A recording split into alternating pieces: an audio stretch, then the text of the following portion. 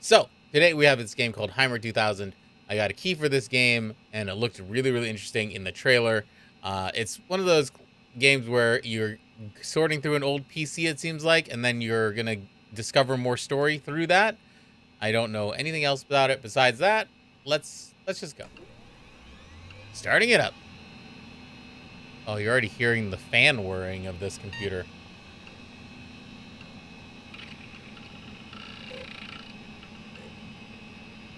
Is this triggering anybody's memories right now? Ooh.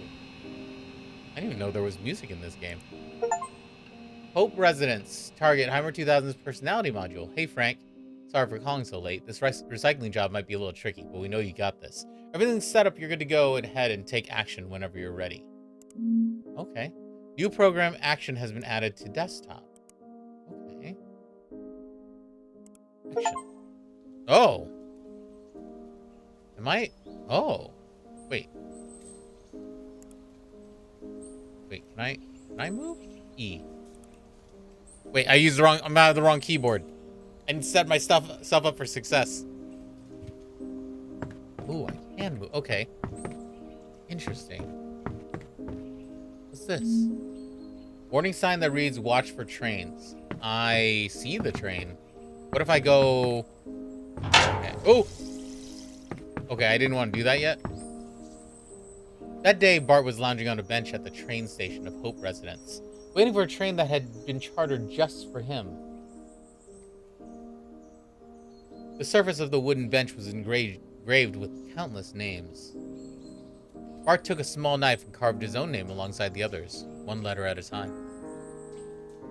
A dead leaf clung to his already pulling gray sweater. Are you guys feeling into it so far? You feel immersed? He was about to brush it off when a gust of wind suddenly carried it away. The withered leaf sailed into the gray sky, rising higher and higher until it vanished from sight. Yeah. Okay. Interesting. New program faces have been added to the desktop. Oh, so I got a new picture. Interesting. Okay, so this is what we're after. We're after these little story moments. Okay. I wish I could get on the train. So I got off this train and now I'm here. Now we can walk in here. Ooh, the sound design's really nice. I need to turn it up more for you guys. Oh, birds. There's another PC up there. What do I do with this? And open that. New program Hymer has been added to the desktop. Module failed. Okay. Oh, hello. Hello, Frank. I am Hymer, guardian computer of Hope Residence. Today is the final day before the residence is scheduled to shut down. I received orders from my superiors, and will do my best to assist you in completing this last recycling task. Thanks. All of their important assets have previously been treated by the former recycle specialist. Frank, you have to recycle my personality module, the last and most crucial asset. Do you want me to describe the steps involved in the process? Yeah, I do, because I have no idea what I'm doing. Your task is very simple. It can be divided into the following steps. Tell me to open the gate, and I will open the gate to the Hope Residence for you. Go to the 3rd floor of building number 1, located in my main control room. Disable hardware protection, remove all supporting components, and wipe my memory. Once my memory is wiped, recycle my personality module. These are the main steps of your task. Okay, am I going to remember all of these things? Probably not. Sounds good, Hymer. I'm totally going to remember every thing of that. Open the gate. Before you enter Hope Residence, I should clarify one thing. Since most of my modules are damaged, I can no longer function properly. As a result, I may frequently give irrelevant answers or even talk nonsense. If I mistakenly provide information unrelated to your current task, please disregard it and stay focused on your mission. Okay, please wait. Back to action map to explore.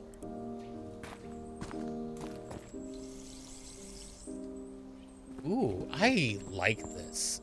I like this very much. Okay, there's a whole thing over there. What's this? Although the authorities first denied the rumors, growing public pressure eventually led them to shut down Hope Residence permanently. I know that's a milk jug or a water jug, but it does look like a face going like, "Ooh, you left me on the street. Oh." They insisted that care centers nationwide continued to operate as normal, maintaining a consistent donor supply. They further highlighted the proven reliability of the Hymer 2000 processors. They urged the public not to panic or fall for any falsified videos or photos circulating online. Meanwhile, our source revealed that the authorities had sped up the research and development of the next generation Hymer 3000 processors. Okay, interesting. That is corrupted. You cannot access any area.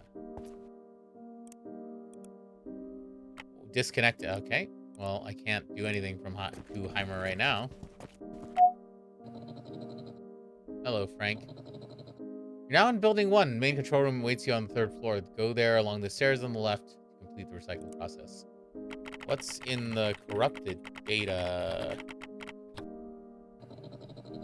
Operations at Hope Residence have been suspended for some time. During this extended period of inactivity, small errors gradually accumulated in my memory, eventually leading to widespread data corruption. Can you recover that? Frank, this is my final mission. I've been waiting for this day for a long time. Okay.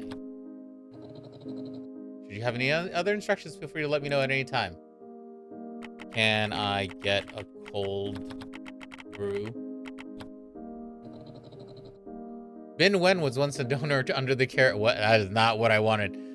Bin Wen was once a donor under the care of Hope Residence. He had great difficulty speaking clearly, which made him rather withdrawn. But he also had people who he trusted deeply. Who did he trust? Bart has left the Hope Residence, entered a new life. What's his new life? Today's the last day. Oh, okay. I'll remain on my post until the end. Sounds great. Hymer. Can you tell me your favorite color?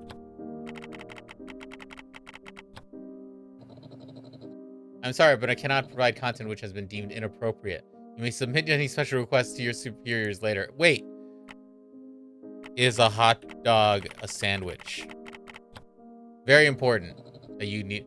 The cafeteria is no longer open. Okay, well, I guess that's related to what I asked slightly. You're really not getting into any existential questions with me. That's fine.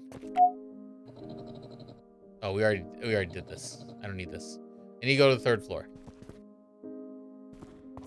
But 1st floor, what's this?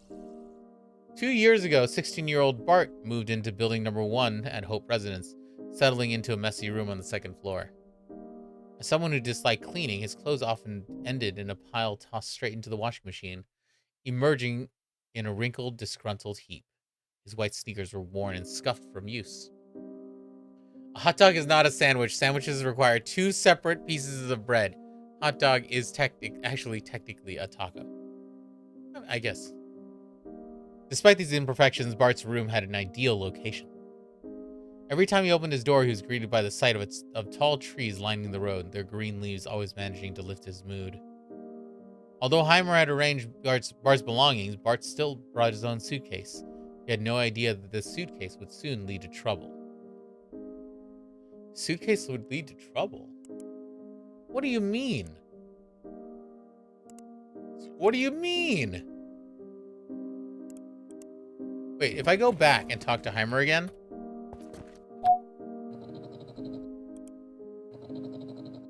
Yeah, okay. What was in Bart's suitcase? Bart's suitcase contains his clothes and personal belongings. Why did it cause trouble? Very sorry, Frank. I do not plan to defend myself. Okay, I mean, that's not really what I was trying to get you to do, but that's alright.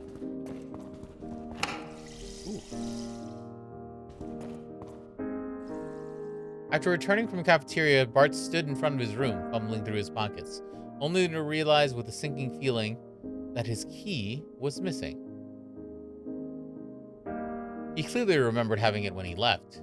With his head down, he retraced his steps back to the cafeteria, carefully checking every part of the way.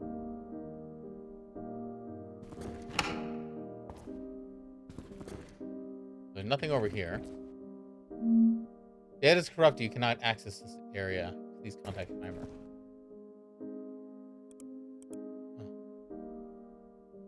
So if I go back...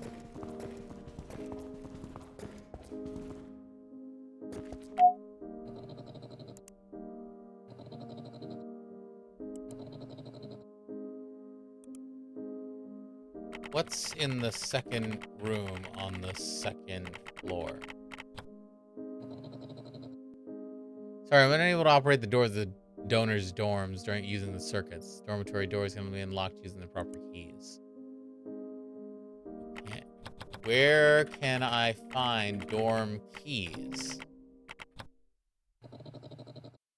Hope residents will be clear. I'll still be able to. Okay. Well, you didn't help me at all right then. But oh, hey, what is this? Oh, this. It was just this. Okay, I already saw this. Okay, everything's fine. I didn't need a. Wait. Hold on. I thought maybe I could go like in this little square, but apparently not. All right, so nothing I can do in that room. Up here. That is corrupt. You cannot access this area. Please contact Hymer.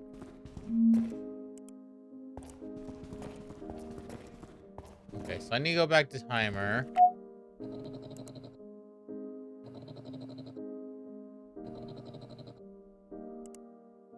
Open the door to the third floor. I'll open the door to the floor. Thank you. Failed. Data corrupted. Okay. Please. For reasons unknown, a significant portion of my memory data has been corrupted, preventing me from properly operating certain hardware devices. As a result, I'm temporarily unable to open the door to the third floor, building number 1. Okay, what should I do now? According to the contingency plan, when the recycling task cannot be proceed as intended, I'm authorized to grant the recycle specialist additional authorization to complete the task using alternative methods. I've given you authorization to use the search program. You can use keywords in search program to retrieve and repair the data errors in action map. After installation, the search program will appear on your desktop. If you're unsure what to try first, consider using names, locations, or even punctuation marks as starting points. Okay. Ooh. No one user wrote me. Marvelous. Millions of their man years. Thank you for the resubscription. I very much appreciate it. Hopefully you are doing well. Thank you for coming back to the stream after I've been gone for like 2 weeks. Marvelous. Thank you so much. 18 months is quite a while. Are we winning? No. Currently, no. Wait, hold on. Let's see. Currently, we're doing okay. Data corrupted. Use search report 3 more sets of data. Oh, okay. So if I can get... I need search to search... Oh, I need like 10 more sets of data. Wait, what's in here then? 5 sets of data to get to that. Okay, search. Okay. Hymer. Oh, Hope. 3rd floor. And she's had an extremely long journey to get a burger. What kind of burger? What kind of burger? Okay, I need to find...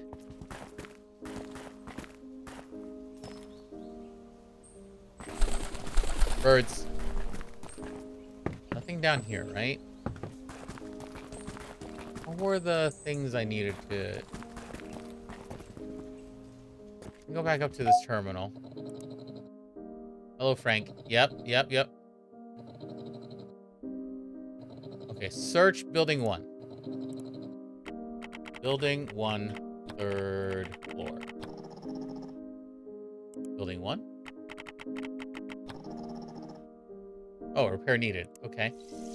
How do I do this? Hello, Bart. Welcome to your new home at Hope Residence. Your room is number 202, 2nd floor in building 1. Or where's my suitcase? Oh, interesting. Just a cheeseburger. I'm a simple woman. But 2 Wendy's were like out of service and I had to go to BK. Ah, that's the worst when you have like your first choice and then you're whittled down to your last choice. I hate that. I hate that for you, but I'm glad you were able to get a burger still. I hate having to whittle down my choices from number 1 to all the way there. So if you didn't know, we're playing this game called Hymer 2000. We are decommissioning this computer, so we have to try to figure out how to get to where the computer's personality module is, and we're doing a little bit of puzzle solving and lore finding to get there.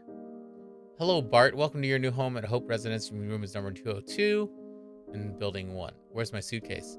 Well, your personal belongings and other essentials have already been delivered to your room. Thanks. You're welcome. We'll give you 2 keys to your room. Try not to lose them, okay? Sure thing. It's almost time for lunch. We've got good variety in the cafeteria today, including your favorite, chicken and potatoes. Try talking to others. You might make a few new friends here. Number 10. Bart, I'm afraid you've broken the code of conduct here at Hope Residence, and unfortunately there are going to be consequences.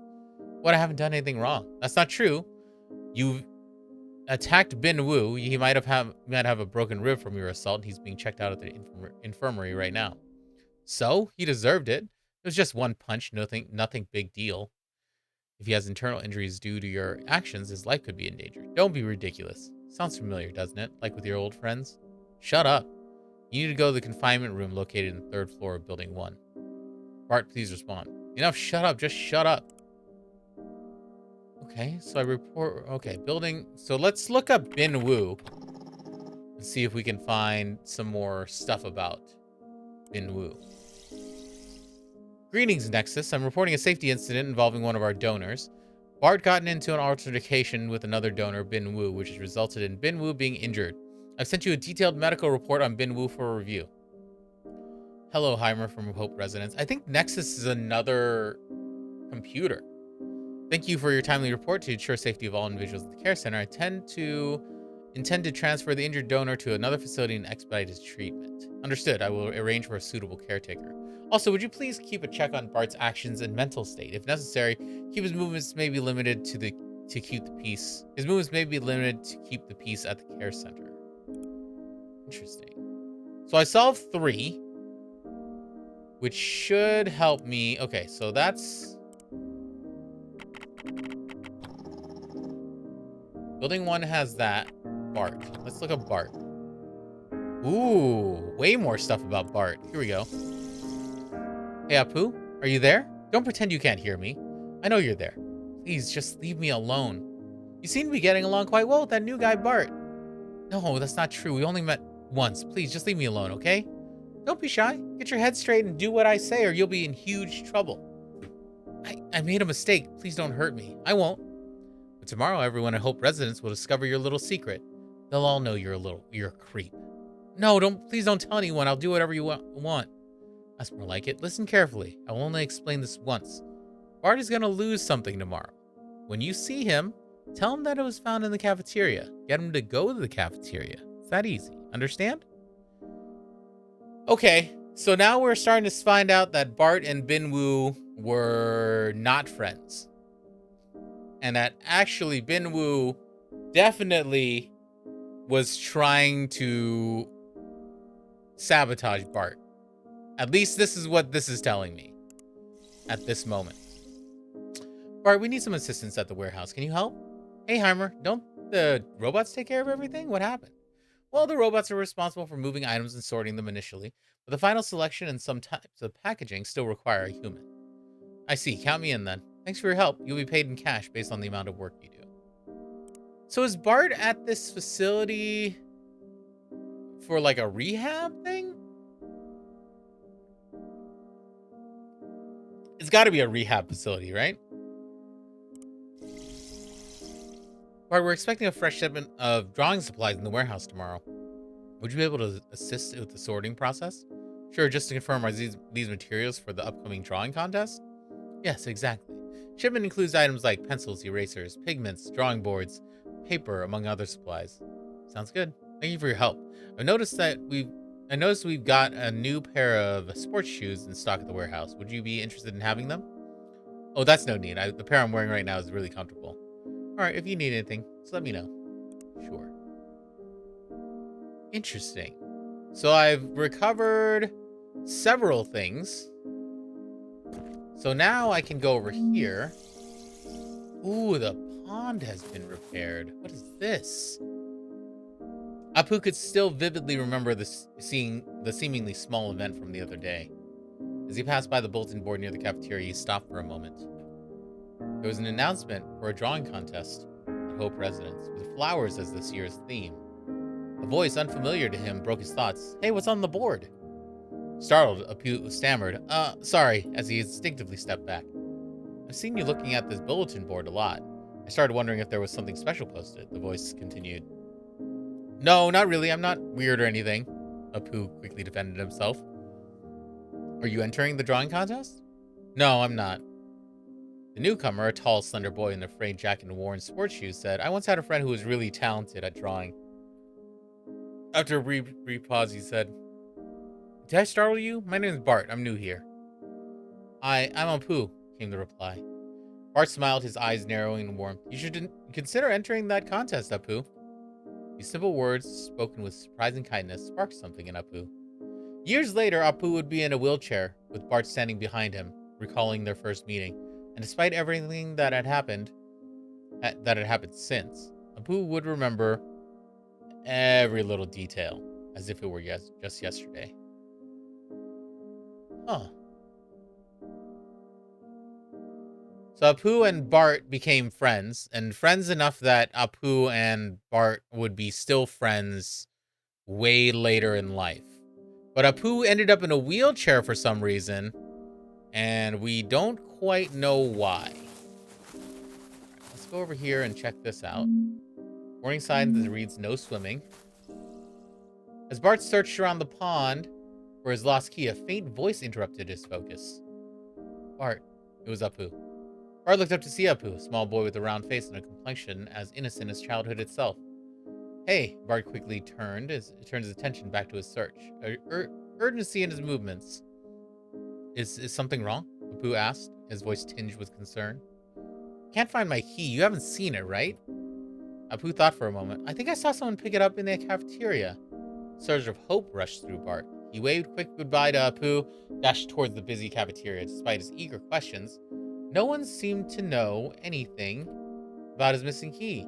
As disappointment began to settle in, a sudden thought struck him. He had a spare key hidden by the pond. Huh.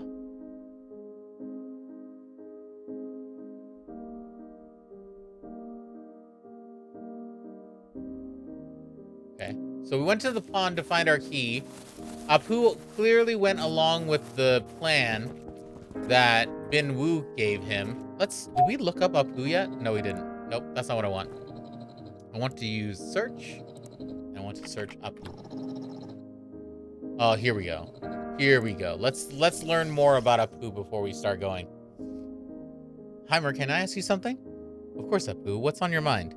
Could I possibly sign up for drawing? I mean, can I register for this year's drawing contest? Absolutely, Apu. I'll add your name to the list. Do I have to do anything else? No, it is quite a simple process.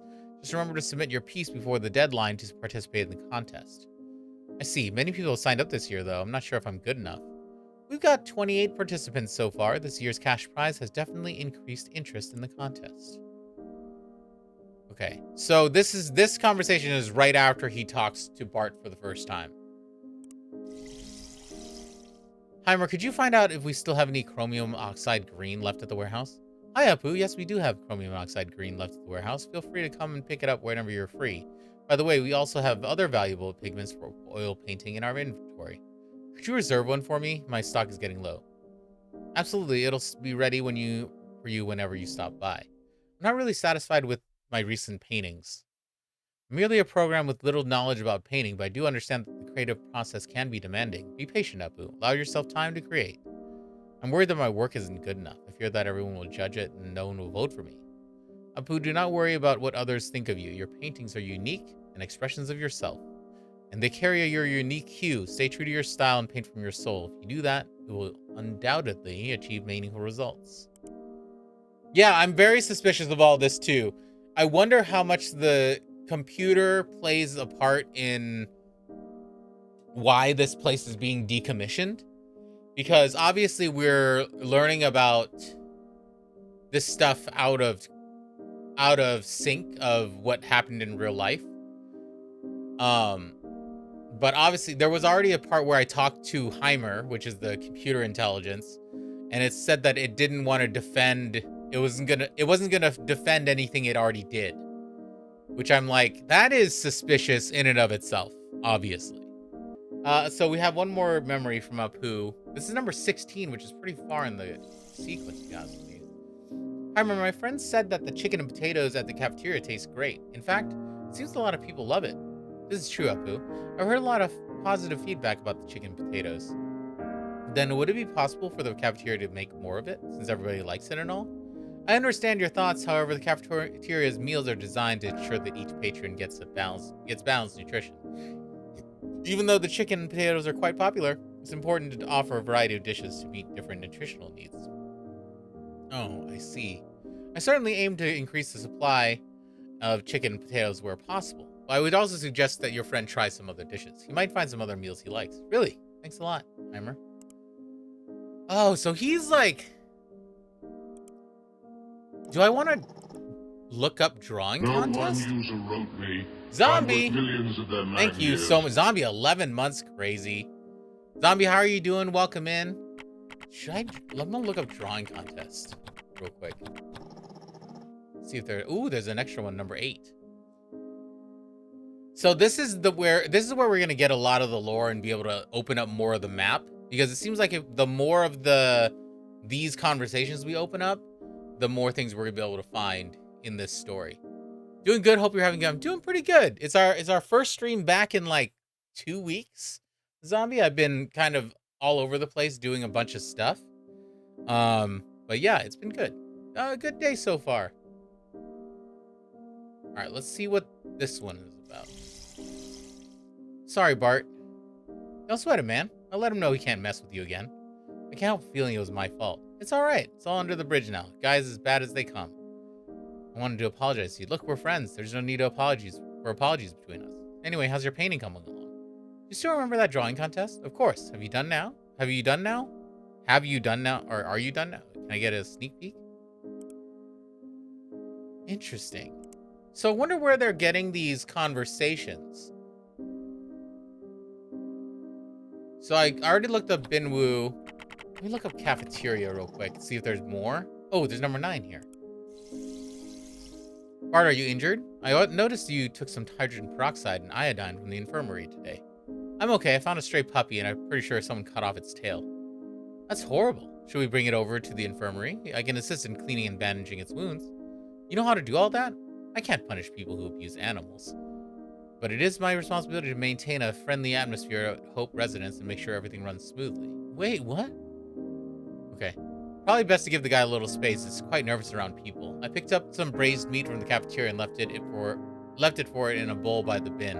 You can have someone who's hungry. Feel free to contact me at any time if you need help. So who hurt a dog? Which one of you fucks hurt this dog? Okay, let's go look at whatever this is. Cafeteria, trash. Oh, we opened this area of the cafeteria. Okay, hold on. Let's go back and go back upstairs because I think there was something to do up here. Okay, that's open now, and I think this room is open now. So let's go take a look at this. Bart's dorm. All right. Oh, look, a pair of socks. Bart finally used his spare key to unlock his dorm room. As the door swung open, he was met with a chaotic scene. His suitcase lay wide open. His belongings were strewn across the floor. Oh, so someone went into his room and took apart all of his stuff. Toilet. Bart pressed Apu against the bathroom wall. I don't know like how this one's starting. Because this could, honestly, okay, so you can read this.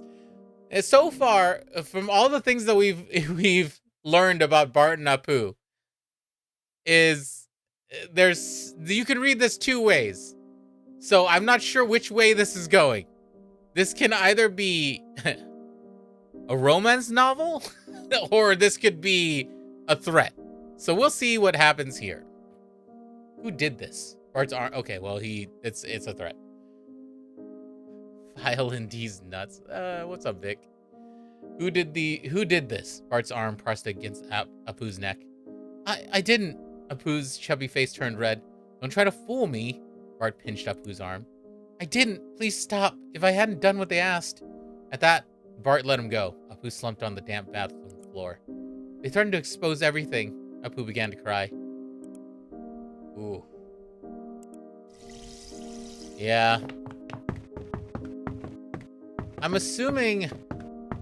Maybe I'm making a wrong... I'm not going to assume anything yet. I'm going to wait till they actually reveal something. I was hoping for something very... I mean, me too a little bit, but also that might be an advanced part of the story.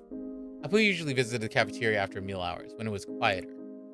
He'd grab whatever leftover food was available, since he wasn't picky and had a big appetite. The rest of his time was spent either getting drawing supplies from the warehouse or staying in his dorm room. Can I turn this up a little bit? Ooh, that's what okay.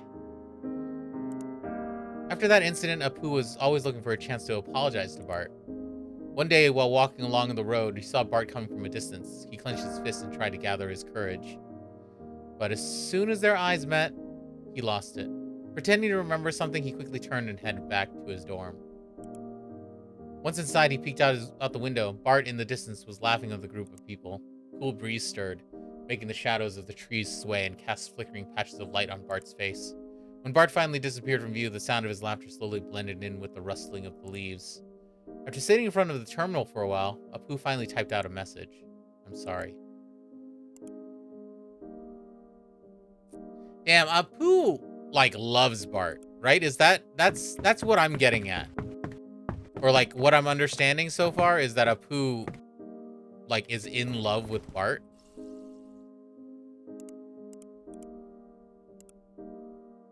This is when he doesn't have his key. 3rd floor, building number 1. Okay, so I open this now. I can open, and then what is this? I can go in there, but I think I want to go to the cafeteria and find more things real quick. Is this a video game or a slow... I mean, both? It can be both, right? Bart had a part-time job at a warehouse moving goods. The warehouse stored all the supplies for Hope residents. Even though most of the work was handled by robots, some tasks still required a human. Job paid in cash, not so much, but enough for Bart. Hymer would often give him a heads up when the help was needed. One day after finishing his shift, Bart decided to take a longer route back to his dorm, passing by the pond. He had left a bowl near the trash can and wanted to check on it. He was surprised a puppy with damaged tail appeared from behind the bin. When it saw Bart, the scared little dog darted away with a frightened whimper. Bart slowly approached the bowl, noticing that half the meat he had left was gone. He let out a relieved sigh. So the dog doesn't really want to hang out with him, but the emerging from the tall grass, the puppy cautiously sniffed at Bart's trousers and licked his sneakers. Over time, the little dog began to warm up to him. Hey, don't do that. You'll get dirty, Bart chuckled, kneeling to pat the dog's head. Pup's body was marked with old scars from past injuries. When it saw Bart, it wagged its hips, a faint reminder of the tail it once had. Well, Bart. Binwoo appeared as expected. Looks like the little squirt's still hanging on. Should have been more forceful with the shears when I tied... Oh! Binwoo, what the fuck, man? Binwoo, what the fuck, man? Oh, you asshole. Binwoo was a short guy with messy hair, made a cutting motion in the air, scaring the puppy off. You did that? Bart demanded, his anger rising. You had me come all the way here for this filthy mutt? Binwoo sneered. Just give me back what's mine, Bart said, standing firm. That swindler told you something, didn't he? This has nothing to do with Apu, just give me my stuff back. Bart shot back, his patience wearing thin. Really can't stand hypocrites like you, Binwoo sneered, his crooked teeth on full display. Bring it on, coward. I know exactly what's in your suitcase. He made a smoking gesture, 2 fingers pressed to his lips. An entire pack of cigarettes is strictly forbidden at the care center. It would have been a waste to leave them, so I helped myself, he said, blowing a puff of air into Bart's face. We don't want anyone to find out. Before he could finish, Bart charged forward, slamming Bin Woo into a streetlight with a heavy thud to his chest. Yes! Fuck him up. Bin Woo's vision blurred as he crumpled to the ground, dazed and stunned. Well, this is what that thing was saying, that we got in a fight. Or we fought him. Damn, dude. Okay, data is corrupted. I can't go in the warehouse. So let's search. If I could type correctly, warehouse. All right, here we go. Number 18. Hymer, Lisa? Hymer, how's the weather tomorrow? Weather forecast for tomorrow suggests light drizzle. Temperatures around 18 degrees Celsius. It might be a good idea to carry an umbrella if you're planning on going out. I'd rather not. Doesn't sound too bad if it's just a light drizzle as you mentioned. Certainly, Lisa. Any idea on when my ordered items will be delivered? They're set to be delivered next Monday, Lisa. Please don't tell me the delivery robot is out of commission again. I really don't want to go to the warehouse to collect my things. I apologize, Lisa, but the delivery robot is indeed currently unavailable. Okay, we have a new character. We gotta search Lisa. Let's see what's going on with her. What's going on with Lisa? I don't like Hymer. Yeah, I mean, it's easy to mistrust, and quickly mistrust the AI or computer assistance helper. Did you hear the new books won't arrive till next week? Yes, they're estimated to come in next week. The library is practically barren, Hymer. I should have updated the collection ages ago. Heard it was pretty tough for you to get these new books approved, and a lot of your applications got rejected. I gotta write down things that I need to look up too, because I need to look up library after this, because now Lisa's in charge of the library, and obviously Bart is in charge of the warehouse. So I'm gonna write down some stuff. Library. I probably should look up dog too, or puppy. Dog or puppy? Get this pen out here. Dog?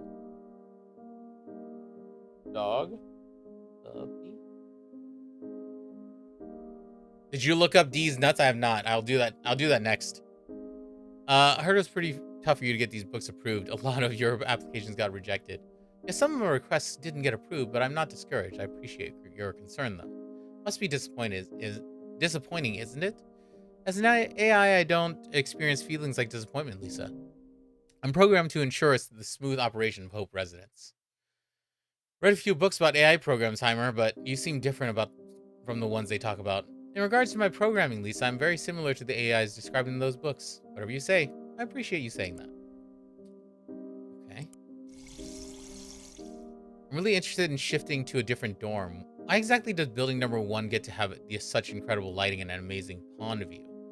Hello, Lisa. I understand your desire. The system we use to assign dormitories largely depends on when applications were submitted and if there were any particular requests made. At the moment, we don't have any vacant rooms in Building 1. Is there no way? It's so unfair. I understand how you feel, but you might consider taking a walk by the pond in your free time to enjoy the views there. And I promise you, should a room in Building number 1 become available, you'll be the first to know. Okay. So she's trying to move to Building 1. We looked up Building 1, I'm pretty sure. Already. Hymer, do you know that dumb guy? He's always skulking around my dorm building. I swear he's up to no good.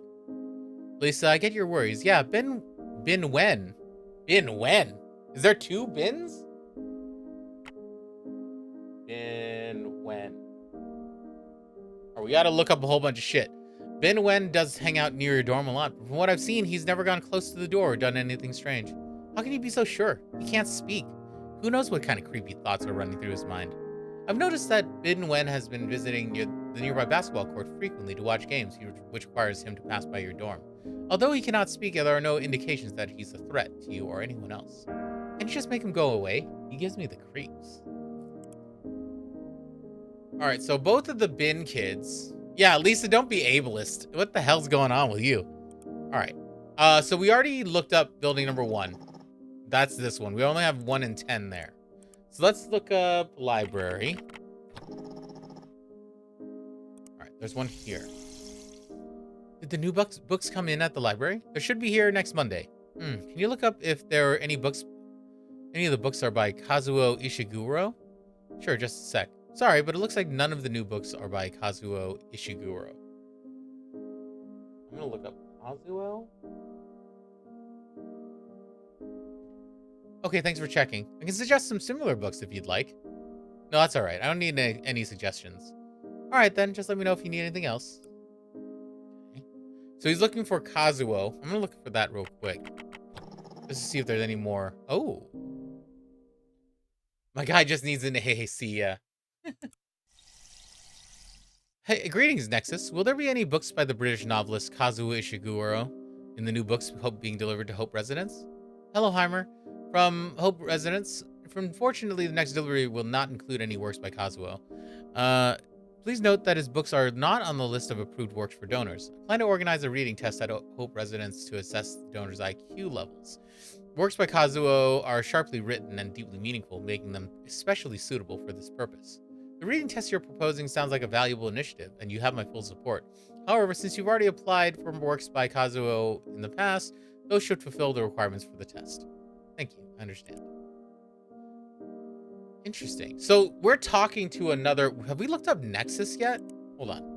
We haven't looked up Nexus at all yet. Oh, yeah. So that's the other... The other AI is named Nexus that we're talking to. So we've looked up Nexus. Okay. Hymer, today is April 30th. Greetings, Nexus.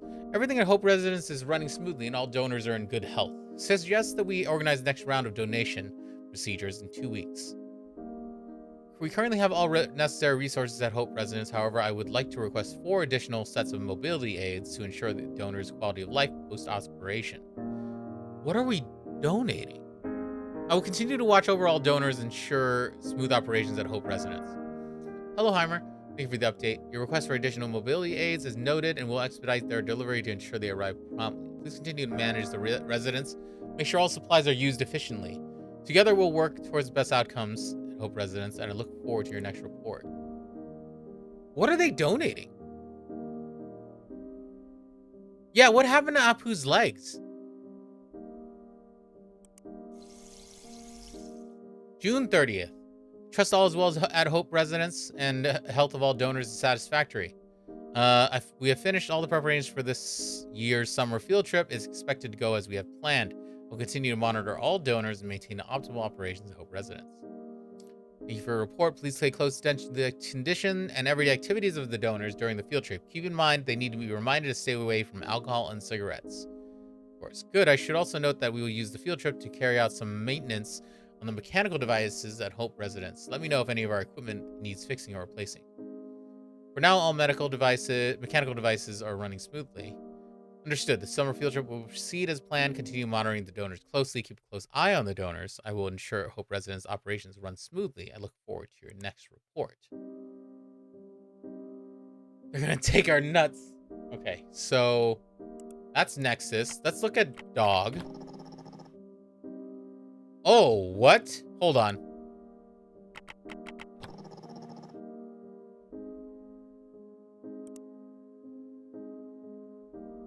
That's a lot of... Okay, we're gonna look at Puppy first. But Dog is way later in the sequence. Hey, Hymer, I just saw a rat with a huge tail jumping around in a tree. Did you see it on that tall tree next to White Tower Apartments? Yeah, it took off like a shot. Whoosh, gone in a flash. From your description, it sounds like you saw a squirrel, not a rat.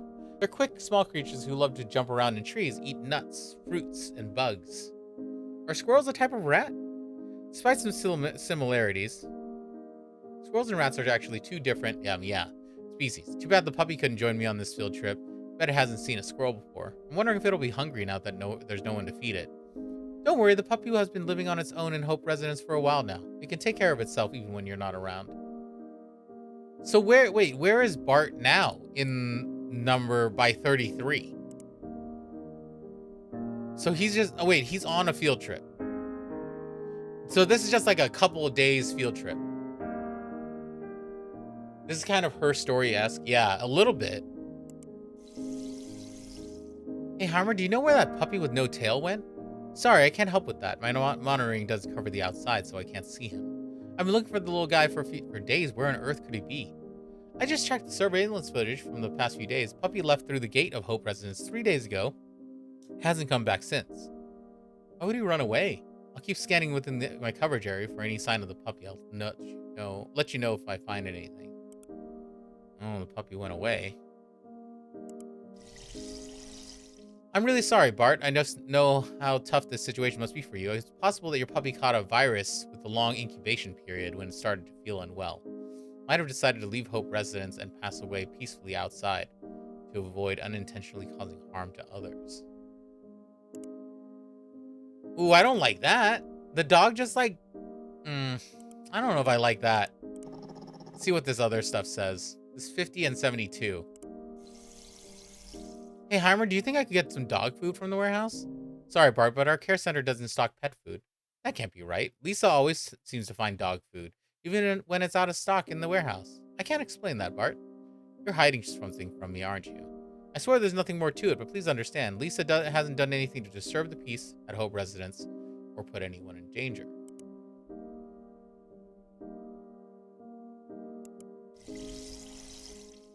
Hey, Hymer, look, it's snowing outside. It's really coming down. Yes, Bart, the weather forecast says temperatures will keep dropping. I should look up field trip, too. This game has a lot of reading, is what I'm discovering. Nope, fuck this game. 0 out of 10. I know, I'm sorry. I'm so sorry. At least it was, I mean... I'm hoping we find out more about the dog, but we'll see. It'll keep dropping over the next few days. There's a chance the roads will get icy. Be careful when you go outside and watch for slippery spots. Don't worry about me. Oh, by the way, I've been thinking about setting up a doghouse in the warehouse. What do you think? Appreciate the thought, but the warehouse isn't a really good place for animals. You should set up a dog outside in the clearing near the warehouse. Wouldn't it be too cold for the doghouse out there? The awning outside the warehouse should help shield it from wind and snow. If you add some thick straw or carpet inside the doghouse, it should stay warm enough. Just be sure to clean it regularly. Let me know if you need any help with anything else. Okay, did I look up? I did look up Lisa already. Okay. Let's look up Bin Wen real quick.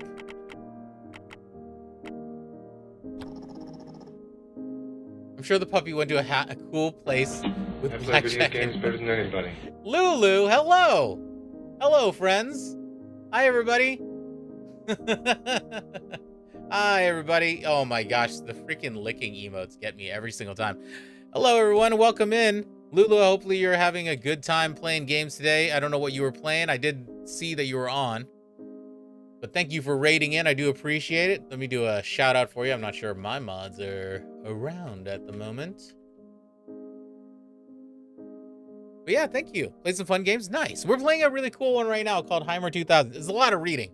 I'll be honest, there's a lot of reading, but we're getting a lot of backstory right now about this. But yeah, I'm Chris. If you guys don't know who I am, I play a lot of variety games, horror games. This one is kind of a indie, like you're going on a computer to find the story. Basically, you're supposed to be decommissioning this computer, but you are going in, looking up search terms, finding out little pieces of conversations that they've had with the AI that you're interacting with, and then we're kind of discovering the story from there. But there's also this part of it where you're actually moving around the environment, where like I'm actually moving this little guy to find things. And as we discover more story, we're unlocking areas of the map, which I think is pretty cool. But in any case, if you guys don't know who I am, I play a lot of random games. So let me show you a little trailer of what it's like around here, and we'll be right back. Enjoy this. Welcome to the Nerdlies. I'm Chris. We're a variety stream here, play a lot of horror games, play a lot of goofy games. Come check out these clips, see what we're all about. Do you see me and my bird friend? Oh my god, he has a thing! Kids would come up and like poke her and stuff. I got to poke my belly. Oh hey, a penis. Everything is a bit more penis-y than I would like. You are wasting my half chub. How dare you? You come in here full chubbed or nothing. They've paged for you 3 times already. There's something urgent at hand. Well, I was taking my 15-minute porn break that's mandated by law. Don't worry about what's happening here. This is a great waiting screen. You ever heard of... What? Oh my god, Dolores! You fucking teleporting ass wrinkly bitch! I didn't come to this park to jog.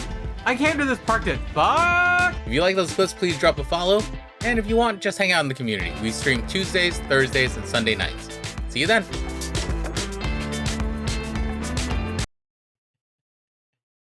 Marvelous, is that your favorite part of the trailer, you think? I didn't come to this park to jog. But hello, welcome everybody. We're discovering more parts of the story. We're searching keywords and looking up things. There's only one, and it's all killer, no filler, to be honest. Yeah. I do need to make a new one, to be honest with you. There's a lot more we got a lot more clips since then. But yeah, welcome in. Lulu, if you need to go and take care of yourself post-stream, please do. Thank you so much for being here. I do appreciate it. And yeah, we're just going to keep searching search terms and learning more stuff about this story.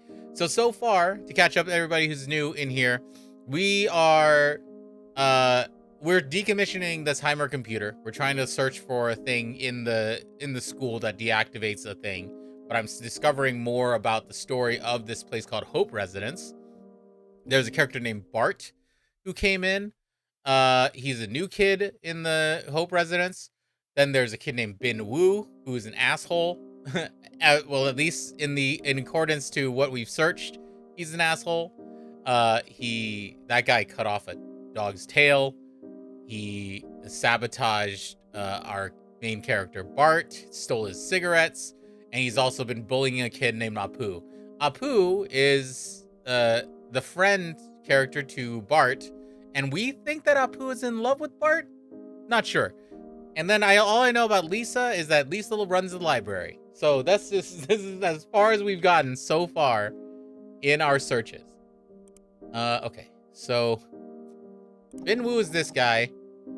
We only have 2 searches for him. I'm gonna look up field trip just in case we have something new there. Ooh, bunch of new things. Hymer, I see a crowd around the bulletin board today. What could they be so interested in? Hello, Lisa. They're likely reading the announcement about this year's summer field trip. Oh, of course. We are moving into July soon. That's when the trip usually happens. Ah, yes. Summer field trip will take place as planned. If you have any questions, feel free to ask. I'd be happy to answer. Better remember to apply sunscreen before we head out. Okay. Try Bin Wen. I think I did. So if we look up, if I clear this for a second. Yeah, I looked up Bin Wen and it's only that one entry, which is weird. So Bin Wen is another guy, but apparently Bin Wen, Lisa thinks he's a creep, but Bin Wen can't speak. But I guess there's no conversation between Bin Wen and the AI, which is weird. Hey Bart, don't forget to pack all the stuff you'll need at the White Tower Apartments. Oh, White Tower Apartments. Okay, that's a new term. So we're looking for these like key words to look up. White Tower. I'll look that up. Apartments tomorrow. Clean your personal hygiene items. Also send the packages ahead of the summer field trip. Just making sure you're not carrying anything that's not allowed. Wait, do I need to pack things like my toothbrush and towel too? Absolutely. We want you to have everything you need to feel comfortable during the field trip, so don't forget any of your daily necessities. Oh, that sounds like a lot of work. I know it seems like a lot, but given the weather forecast, I suggest packing light clothes, slippers, and an umbrella, seeing as rain is likely. It's quite a bit. I better make a list. I get it might feel overwhelming, but being prepared is key. Just let me know if you need any help. And we're also not sure if we trust Hymer at this moment. Hymer, am I allowed to take my painting board and easel on the field trip? Of course, Apu, but you might want to think about the risk of them getting damaged while we're on the train. Plus, the field trip is a unique chance to step out of Hope Residence and interact with the real world. You'll be exposed to new experiences that might spark different ideas in you. Setting aside your usual art tools for a while might even lead to unforeseen discoveries. Well, okay, but I still want to do some painting. How about packing a sketchbook and some pencils? That way, you can make simple sketches whenever you find spare time. That sounds good. Thank you. You're most welcome. Hope you find the field trip fulfilling. If you have any questions or need assistance, feel free to let me know. Okay, so that's all the results we have for field trip. Do I look up White Tower now? Maybe. Ooh, there we go. We're getting more in the sequence. So if you look up here, these are all the conversations that we can discover. Somehow we haven't discovered conversation number 4 yet, which I'm a little bit confused that we haven't been able to find that yet. Interesting. Oh, oops. Let me close this. Don't need that. Okay. This is the search one. Hymer, are you there? Hello, Apu. How can I assist you? Help me set my alarm for tomorrow morning. We'll need to wait for the train to White Tower Apartments at the train station tomorrow morning. Train departs at 7 o'clock sharp. When would you like me to wake up? About 6:30. Of course. I have set an alarm at 6:30 for you. You will receive a wake-up call at that time. You're going to wake up? Hold on. How far are you? How far is the dorm from... I know that I can do this sometimes where like I set my alarm fucking as late as possible. But you're going to wake up at 6:30 and be to the train at 7 o'clock sharp? That train is going to leave without you, bro. You should set that for 6 a.m. For sure. Because at least once you're going to hit that snooze button. I think. Oh, another new character. Mark. Is there a good shopping area close to the apartments? Who the fuck is Mark? Are you going by yourself? Actually, I'm planning on going with my girlfriend. It's a beautiful day for shopping. You can take the bus to the pedestrian street downtown. You'll find plenty of shops, restaurants, and entertainment there. Sounds great. Thanks for the suggestion. You're welcome, Mark. If you walk along the road in front of White Tower Apartments, you'll come across a bus station. You can catch bus 401 from there to get downtown. Let me see if I can look up bus 401 just in case there's something else there. Just keep in mind to stay safe, especially in areas outside the apartments. Avoid eating from unfamiliar food vendors. Well, what if you want a bacon wrapped hot dog from something? You know? I know, I'll be careful. Thanks, Hymer. Wait, I thought we were trapped in the apartments. I thought so too. But maybe Mark is like Lisa, where Lisa is... Well, Lisa is a donor. Or she should be, because she asked about going into the dorms. So maybe Mark is someone who works at Hope Residence? Hymer, could you help me out with something? Sure, Apu. What do you need? Is it possible to get an additional meal? I see. At White Tower Apartments, we deliver 3 meals a day, packed and brought to you by food carts. It's handy, but there may not be as much variety or as much food as you'd hope, you'd find at the Hope Residence cafeteria. Yeah, I'm just thinking one portion might not be enough for me. No problem. If you need another portion, you can always get one. We've got plenty of food to go around. If possible, could you keep this a secret? Of course, this is between us. However, please keep in mind not to eat anything from unknown sources, even if you feel hungry. It's not worth risking your health. Wow, this AI is really against street vendors, huh? Really don't want to get any street vendor food. What if I want to, though? Isn't this America? Okay, there's only one search for bus 401, so I don't need that. Let's look at Mark. There's so much fucking Mark. What's going on with this guy? Are we in a post-apocalypse scenario or something? I feel like we're in some sort of... It's got to be some sort of, like, mental hospital. Or something. Because it feels like they're being very controlled about what they eat and have to get to do, right? They're stuck in these apartments. They're stuck in their dorms. They're on the campus. But this is a field trip to go to an apartment. So you can kind of go out.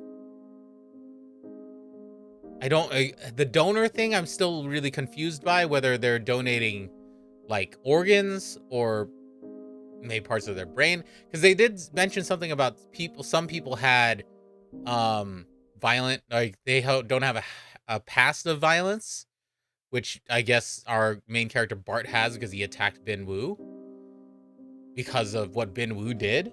But yeah, I don't know. Hey, Hymer, I'm planning on to head out for a couple days next week. Could you tell me what the weather will be like? Hi, Mark. The weather looks good for next week. We're expecting a thunder shower on Wednesday, but the rest of the week will be sunny. The rain should start in the afternoon and last in the evening.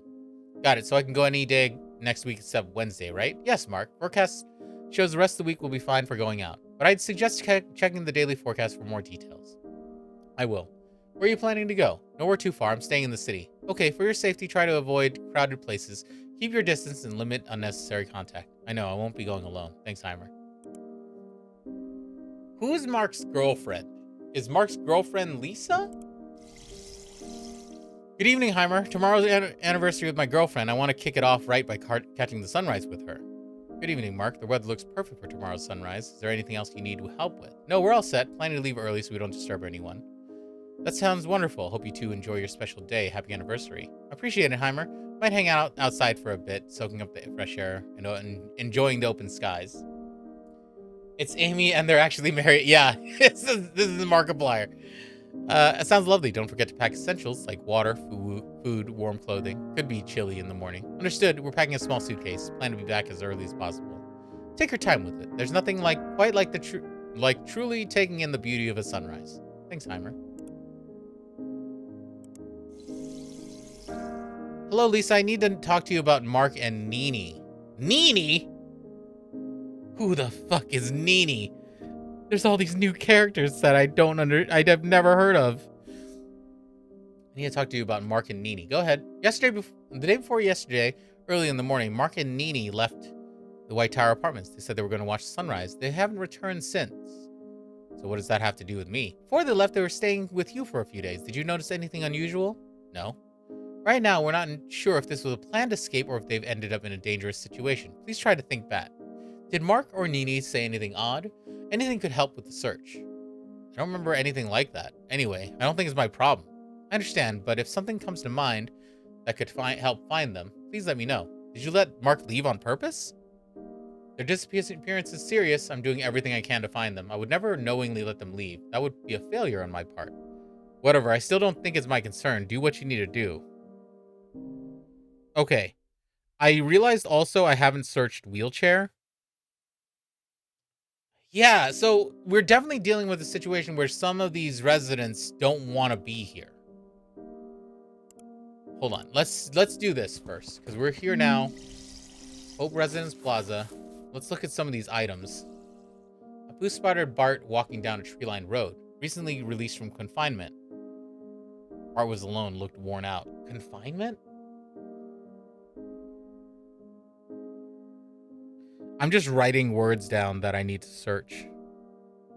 Because he got like disciplined for fighting Bin Woo. Apu wanted to approach him, but his legs felt heavy. But if he hadn't helped Bin Woo, Bart might not have ended up in confinement. Maybe Bart didn't even want to see him. Apu tugged at the edges of his clothes, his fingers trembling. He told himself even if Bart hated him, he still needed to make an apology.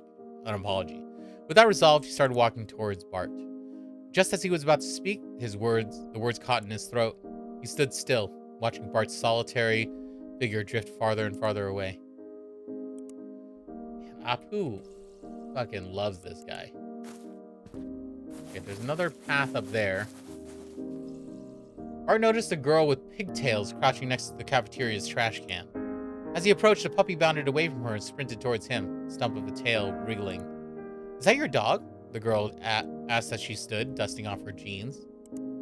She wore a high-necked leather jacket, had bright red gloss on her lips, and her nails were polished the same bold color. No, Bart replied.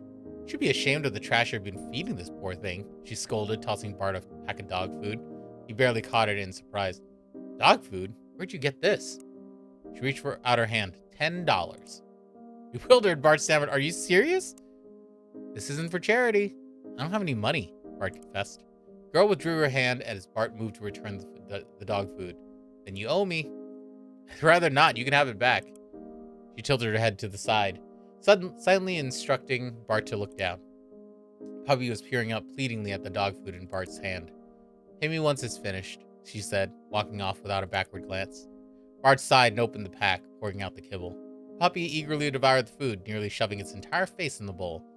You ungrateful little rascal, Bart muttered to himself. So that must be Lisa then, right? In this story? That must be Lisa because she got access to that thing. All right, we're going to go up here because we haven't gone up here. Is there anything over here? Ooh. Taking the brutal punch, Binwoo collapsed and was quickly taken to the infirmary. Hymer found Bart guilty of assault and had him confined. In the dimly lit confinement room, Bart was left alone with only a desk, a chair, and a computer terminal for company. Powered up the terminal. Chat window popped up, filled with several messages from Hymer. Hymer informed Bart of the severity of his actions. Binwoo suffered a broken rib. Well, he had it coming. It was just one punch, Bart replied. If he's found to have internal injuries, he could be in serious danger, Hymer responded. That's ridiculous. Don't be so dramatic. Just like your dear friend from before. As the artificial glow from the terminal lit up Bart's face, he slumped forward, his heart squeezing with guilt. Hymer's messages kept coming, but Bart couldn't hear them. He was deafened by his own remorse. He was a hypocrite, he realized. If he had just kept calm, if he had thought things through, maybe none of this would have happened. Bart's body crumpled forward, his forehead resting on the cold surface of the desk. Maybe a good cry would help. But no matter how hard he tried, not a single tear fell from his eyes. Even with his new home and the friends he'd made, he still felt trapped as if he was trapped in a time that he had long passed. So wait, he had a friend before. So is this talking about a friend before he came to the Hope residence, or is this talking about Apu?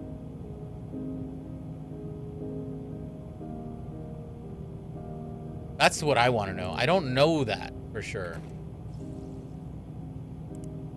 This is the same, right? Okay.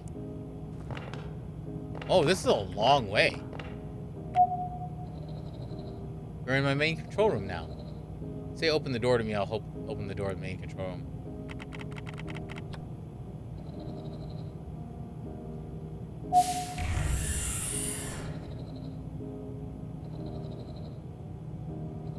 Hope Residence originally housed a large number of donors whom I responsible for. Now there's no one here. I have nothing left to do except wait to be recycled. So I developed an application called Notes. Many contributors enjoyed playing musical instruments. While I do not have a strong understanding of music, they taught me a lot. Think of them whenever I use the Notes software. I wanted to introduce you to Notes, despite the fact that it has nothing to do with your recycling duty. Click anywhere to place the notes. This is...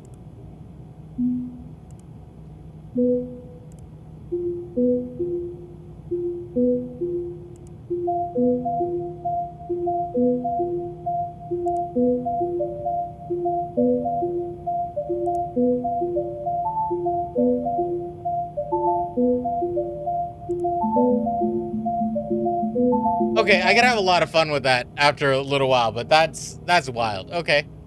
Good. I can go up here, but I need to get way more information. Okay. Before I can go up there. Alright, we gotta go back. I want this as a real game. Sick beats. What's up, Selenium? How are you doing? Okay, let's go up here. Did I have more words to search? Okay, let me search Nini. And... oh, wow, okay. Hello, Bart. I need to talk to you about Mark and Nini. Hey, Hymer, what's going on? Did something happen? The day before yesterday, early in the morning, Mark and Nini left the White Tower Apartments. They said they were going to watch the sunrise, but they haven't returned since. No way, did they say where they were going? Sorry, Bart, but I have no idea where they went. They had been staying with you for a few days before they left. Did you notice anything unusual? No, they seem fine to me. Nothing out of the ordinary. You haven't heard from them at all? You think they're in trouble? I'm still not for sure if there's a planned escape or if they've accidentally gotten into a dangerous situation. Try to remember if Mark or Nini mentioned anything special. Any small detail could help in the search. I think they said something about watching the sunrise. Did they tell you where exactly they were going to do that? No, they never mentioned a location. All right, please let me know if there's anything else that comes to mind that could help find them. Of course, let me know if you find anything else about them too. Thanks for your help. I'll do my best to bring them back safely. Okay, I'm gonna look up sunrise as well. So most of the mentions of Nini are after they disappear, which is interesting. Hello, Nexus. I'd like to report a case of 2 missing persons. Mark and Nini, our donors, left White Tower Apartments early the day before yesterday and haven't returned. They haven't contacted me since. I've asked the other donors if they know anything, but unfortunately, no one has any idea where they could be. Hello. Did you notice any unusual behavior? I've looked over their recent actions. Everything seemed normal, and I haven't noticed anything out of the ordinary. I've gathered all available information about them and included it in a report for your review. I've received a report and informed the relevant authorities about their disappearance. For now, keep a close eye on the other donors to prevent any similar incidents. It's updated. Interesting. Hey, Bart, I've sent you a detailed breakdown of your earnings for this month. You can pick it up from the warehouse tomorrow. Thanks for all the help you've given. Thanks. Do you think you could avoid sending messages so late? I'm about to fall asleep and your message woke me. Sorry, Bart, I didn't mean to disturb your sleep. Besides your earnings, there's another thing I need to tell you. The investigation into what happened to Mark and Nini on the summer field trip has finished. Fortunately, I can't share any details right now. Thanks for understanding and helping throughout this investigation. So there's like 11 entries in between when he says that that has been finished. Let's look up Sunrise real quick. Those okay. So those are ones that we've already done. Let's look at Wheelchair. Ooh, okay. Yeah, the investigation didn't finished, but I can't tell you anything about it. Hymer, my red leather bag seems to be missing. Have you seen it? I cannot find it. Don't worry, Lisa. I'll check the security footage to find its last known location. Must still be in the dorm. I haven't left today. I've looked everywhere, but no luck. If only I could still see. Stay calm, and I can ask your caretaker to help you look for it. Never mind, I found it. It was under my wheelchair. I'm lucky it wasn't crushed. I'm glad you found your bag. Remember, I'm always here to help if you need it. I can manage things on my own. I don't need your help.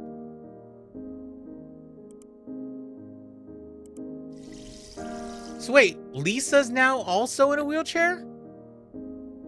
Apu's operation was a success.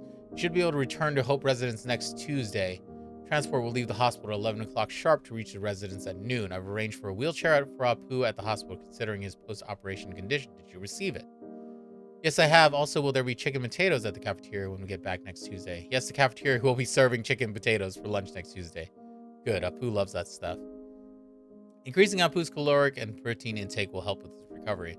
However, he should stick to light, easily digestible foods for a while after surgery. Avoiding raw, cold, or spicy items to prevent inflammation and help his wounds heal. But Apu loves food. He's gonna be really down if all he gets to eat is bland, light stuff every day. Don't worry, I'll put together a food list for Apu. He'll still have plenty of options.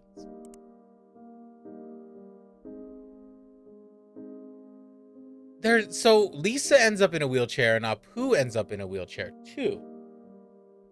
Huh. Okay, so that's the word confinement. Sunrise? Only those three. So we've already searched those terms.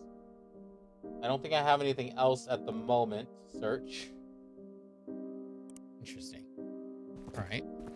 Hold on. Let me just double check that there wasn't anything in the building still that I need to look at. I already looked at all this stuff. Can't go up here. If I go up here, it's just the Hymer computer and then a bunch of these terminals that I can't look at. And I can't go up there yet. Okay, so I have a lot more stuff I need to discover. Oh, operation? Maybe. Let's look.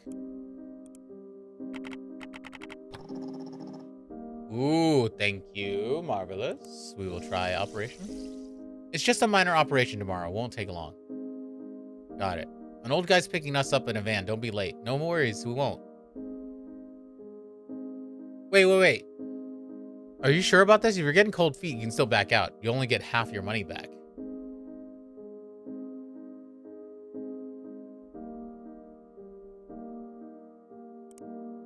Wait, so that's 41. Hold on a second. Hold on. Where are we at? This is 44. So Lisa and Mark were going to have the operation at the same time. And then the next... Huh.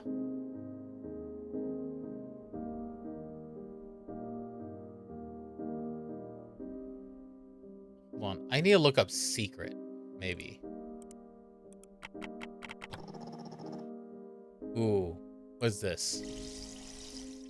Hymer, has my application been approved? Pooh, yes, your application has been approved. Oh, all right, thank you. I wasn't expecting to get approved so soon. Not a problem at all. Hymer, could you keep this a secret from Bart? I understand your concern, but Bart is still your caretaker. I want to tell him myself when I'm leaving. Very well, I'll respect your decision to keep this secret from Bart. So Apu plans on leaving and doesn't want to tell Bart about it. Search a van? Hymer from Hope Residence. We believe the missing donors may be using an adversarial attack algorithm. What? Excuse me? What? Adversarial attack algorithm to bypass the facial recognition system across the city. Similar cases have happened before. I agree with your assessment, Nexus. This is definitely something we need to consider. Given this, we need you to gather the images and surveillance footage from Hope Residence and create a custom data set. This will help us train a new specialized facial recognition model. Understood. I will start collecting the relevant data and build a data set right away. Did you look up caretaker? I have not. Facial recognition. Ooh, okay. Okay. Hymer, thanks a lot. I'm feeling much better now. Glad to hear that, Apu. But you should really thank Bart, not me. Bort. He's been the one taking care of you while you were sick. Yeah, I know. It's just... Is something on your mind, Apu? No, it's nothing like that. I just feel like I should say something to Bart. I'm not sure how to put it. Should I wait for the right moment, or would it be strange if I just said it? Bart is your best friend, and he's also your caretaker. You don't have to worry about it, Apu. Alright. That doesn't help Apu at all. Hey, Hymer, do you know where the caretaker for the man beside Apu is? Sorry, Bart, I don't have access to the information about other donors or their caretaker arrangements at different centers. He asked for an orange, but it seems like no one's here to help. I've been around for a few days, haven't seen his caretaker. I understand your concern, but we shouldn't jump to conclusions about the absence of his caretaker. For various reasons, not every donor at every center has a caretaker. Some centers don't even consider it necessary for each donor. So he came to the hospital alone? Different centers have different protocols, and it's important to respect those. But no matter if a donor has a caretaker or not, they all receive the best care possible during their operation and recovery.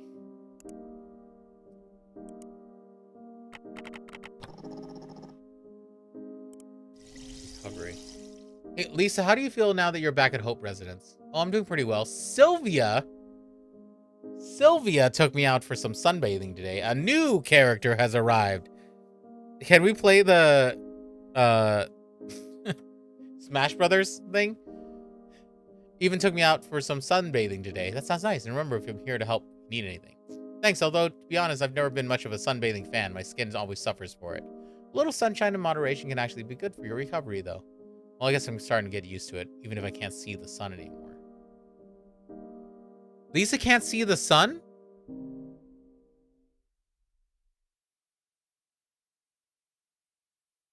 Wait. So Lisa can't walk and she can't see? Are we living donors? Are we just donating like various pieces of our bodies? Okay. Looking up Sylvia now. What the hell? How much time do I have now? According to your donation schedule, your first operation is in 1 week. I know this is difficult, Lisa, but please know that Sylvia and I will be with you through the whole process. There's nothing for you to worry about. Trying to rest for now. I'm not afraid. I'm just bored out of my mind here at the hospital. All I have to pass the time is counting the bed cracks on the bed frame. Can you tell me a joke? Sure, I know plenty of jokes, but I'm afraid telling one might just make the bed frame crack more. I haven't even started yet. Good grief, that's painfully unfunny. I mean, he's an AI, so painfully unfunny is correct. Thank you, Sylvia. Lisa is still recovering from her second surgery after the donation, so she needs to be careful about her diet. Although she doesn't have much of an appetite, I've noticed she likes chicken potatoes. Are those okay for her? Chicken potatoes are actually a good choice. They're rich in calories and protein. Lisa also needs vitamin A and C to help her wounds heal, reduce the risk of infection. And put together a list of recommended foods if you'd like. I appreciate that. It's not just the surgery affecting her appetite. She's been feeling down since meeting an old man. Okay, I need to look up old man, I think, because the old man was in the van, too? Or something? Old man. In that case, Sylvia, it might help if you take Lisa out more often and encourage her to socialize. As long as it's safe, try to get her moving with some light exercises, like walking in an open, flat area. Sitting or lying down too long isn't ideal. these activities can really improve her overall health. These people love chicken potatoes, huh? I haven't searched for potato yet. Hymer, I've packed everything up. Okay, I'll ask Bart to take your luggage and Sylvia's onto the train. Is there anything else I can do for you? No. Have a nice trip. We are all proud of you. Thank you.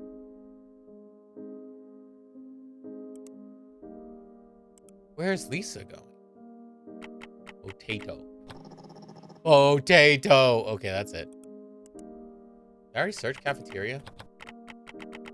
Well, hard to blame them. Potatoes are incredible. They are incredible. Okay. Yeah, let's look up train real quick. Ooh, there we go. Bart, before basketball training starts, do you have the right sports gear? What do you mean? My regular clothes will be fine. No need for all the fuss. I understand your thoughts. However, a pair of comfortable basketball shoes will offer superior ankle support, lightweight breathable jersey, and a pair of shorts could improve your performance. Additionally, vivid colors will also help you distinguish your teammates and opponents. Okay, now we have basketball. I didn't know we had physical things, physical training. I can still keep the shoes I've got now. I'm kind of used to them. Certainly, the new shoes and other sportswear will be delivered to your dormitory the day before your training starts. You can decide if you want to keep them after you've tried them on. Okay, thanks. Will there be any water shortages in the apartments this year, as there were last year? Last summer, there were 2 days where I couldn't even shower. You can be confident, Lisa, there will be no water shortages this year. You said the same thing last year, and we faced problems. I understand your concern, but the water system has undergone a complete upgrade this year. And there's a unusual smell whenever I board the train. That might be the resin from the wood. Give me a break. It's the stench of sweat. We're all packed in there like sardines. We're not even allowed to open the windows. It's no wonder that it has an unpleasant smell. I apologize, but the windows have been sealed shut to ensure everyone's safety. Oh, come on. You're just afraid someone's going to jump out of the window and escape. Oh, that doesn't sound good. So they're packed into these trains. I'm gonna search old man first. Okay, only one entry. We've already done that. Let's look at basketball then. Okay. Hey, Hymer, isn't there a basketball match coming up soon? Think about giving it a shot. Yeah, Bart. Do you like playing basketball? I used to play some time ago, but it's been quite a while. I'm gonna need to brush up on some of my old moves. Sounds like a fun way to relax. Joining a team sport is a great way to relax. If you're up for it, I can sign you up. Okay, so he tries to play basketball. Hymer, that new outfit you put together is great. Thanks. Glad you like the outfit. Have you tried on the shoes? They're pretty snazzy. Prefer my old ones. They're just more comfortable. I'll return the new pair tomorrow. I've only tried them on briefly so they don't smell yet.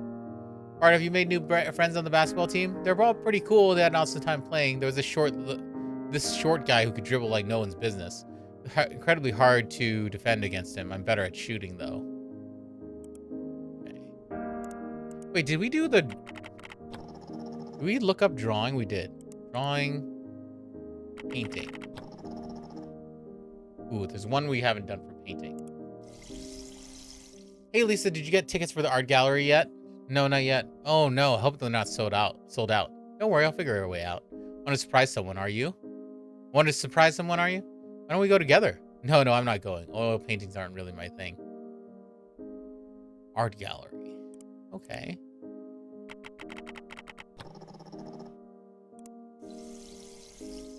Hymer, I saw someone at the art gallery today who looked exactly like me. Even his voice sounded similar. Could he be my origin? Hello, Apu. I understand why this is unsettling, but chances of meeting your origin are extremely low.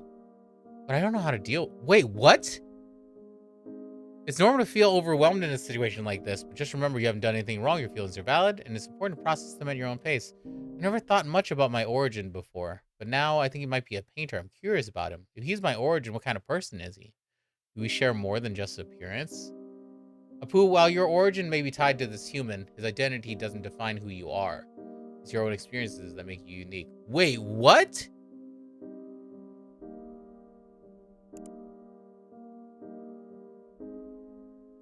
That fucking blew the whole... What the fuck is going on? That blew up my entire notion of what this game is about. Or what the story is going... What? There's a fuck... What? You're just a replica like the rest of us. True, Lisa. While we did go through some custom modifications when we were each assigned to distinct medical centers, we all originated from the same base model. To that extent, yes, I am a replica. Do you have any idea about the whereabouts of your original model? Unfortunately, I don't possess any further details regarding my base model. As a custodian AI, my paramount duty is to ensure the efficient functioning of the care center.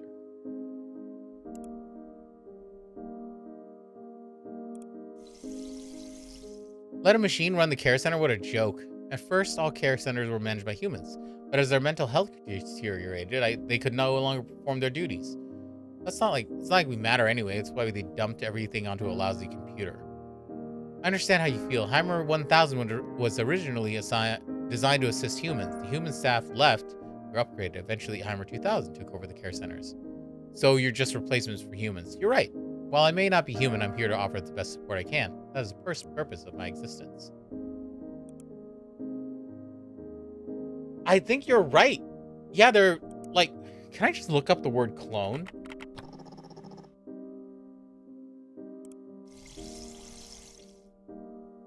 Recently, I've been thinking about something that happened when I was a child. Hi, Lisa. Is there something specific about your childhood you'd like to talk about?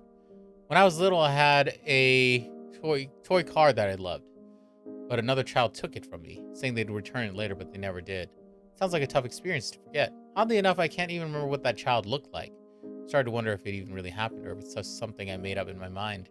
What you're describing could very well be a real memory. You spent your early years in an infant care center, like all donors. That might explain why you remember it. But do clones even have a childhood? It feels strange. Ever since we became aware, we've known we're not human in the common sense. Holy shit! What the fuck?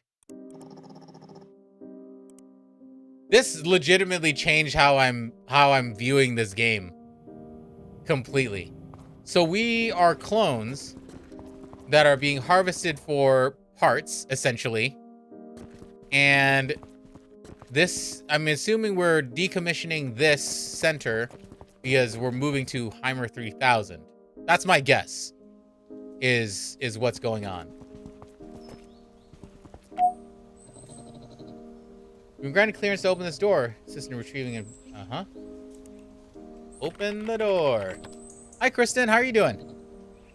Kristen, I realized if I can get a shout out for Kristen, if you're around. Kristen, I realized that I did the one mistake that I'm supposed to not make, which is to read your name correctly and write Kristen. And I am dumb and wrote Christy. What? I only did it one time. One time. But Kristen is believe the founder of the Crypt community, and very much go follow her. She's fantastic, playing Alan Wake. I've been having fun lurking while I'm at work and stuff like that on the stream. Kristen's fantastic. Thank you again for letting me join the team. And it's not Christy. If you say Christy to Kristen, I'll kill you.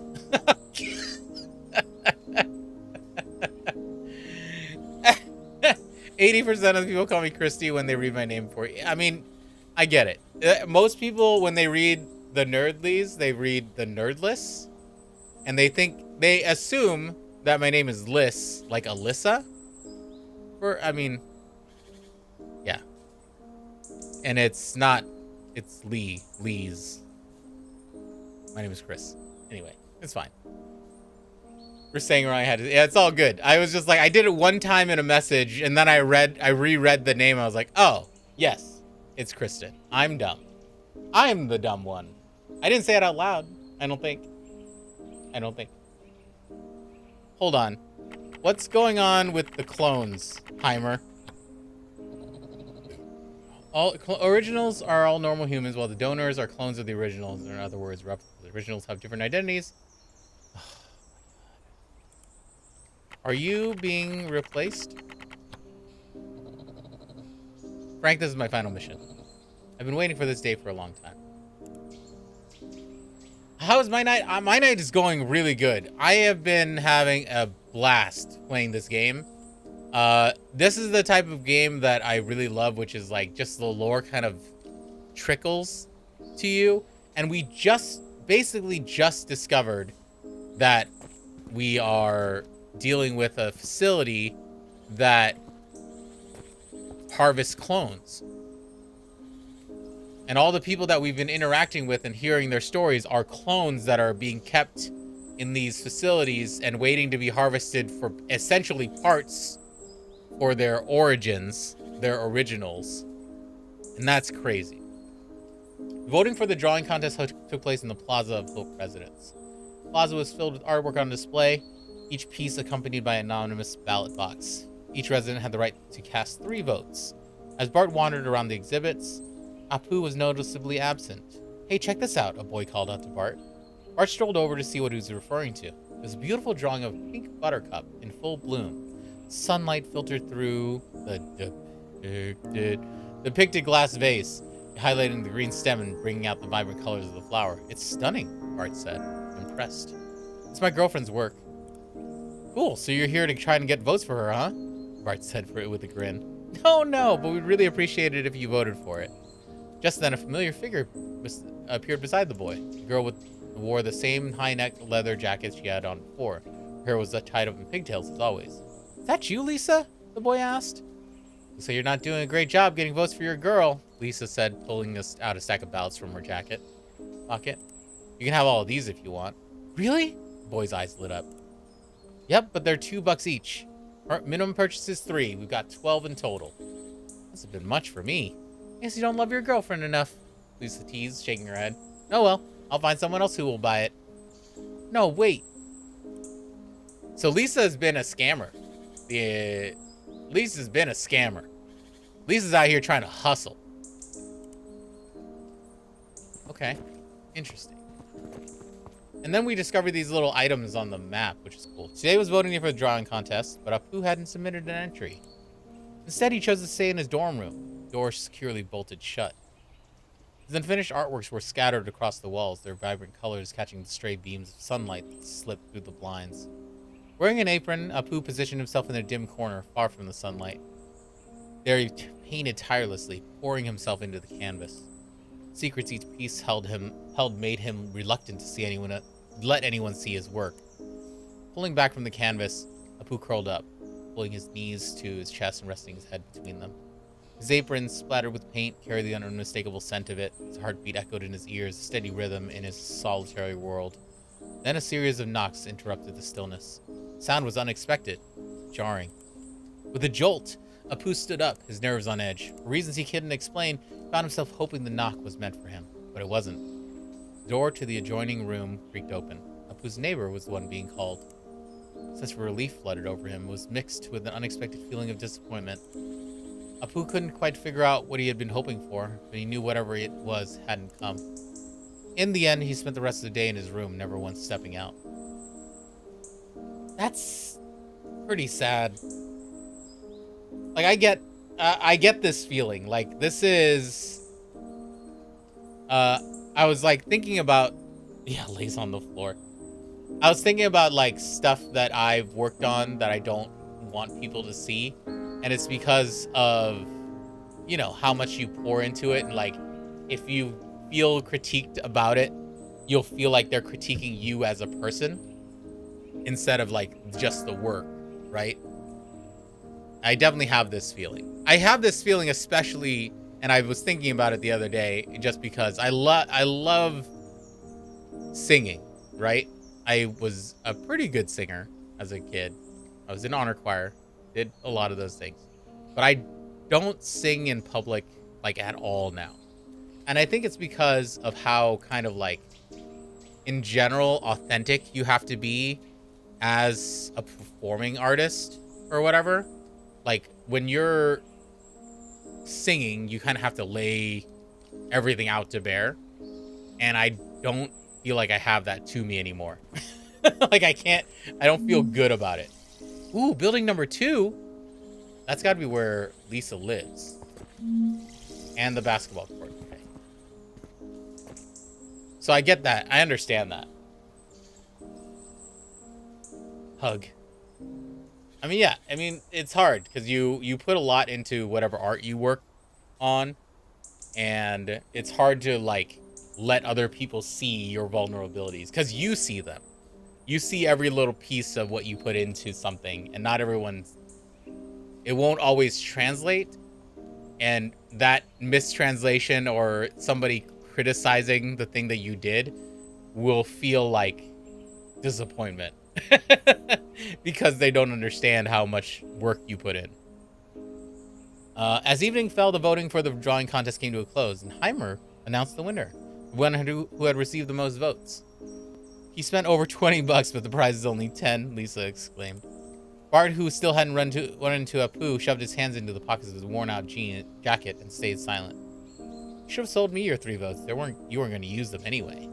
Now they're just wasted, Lisa argued. You really love money, don't you? Bart asked. Look who's talking. You're just trying to make a quick buck working at that warehouse, Lisa shot back. But none of these contestants are here for the money. They've all bought into the myth. Without saying another word, Bart turned and walked away from the crowd that had gathered for the award ceremony. Don't forget, you owe me for the dog food, Lisa called after him as he retreated. At that moment, Bart still hadn't fully understood the significance of Lisa's reference to the myth.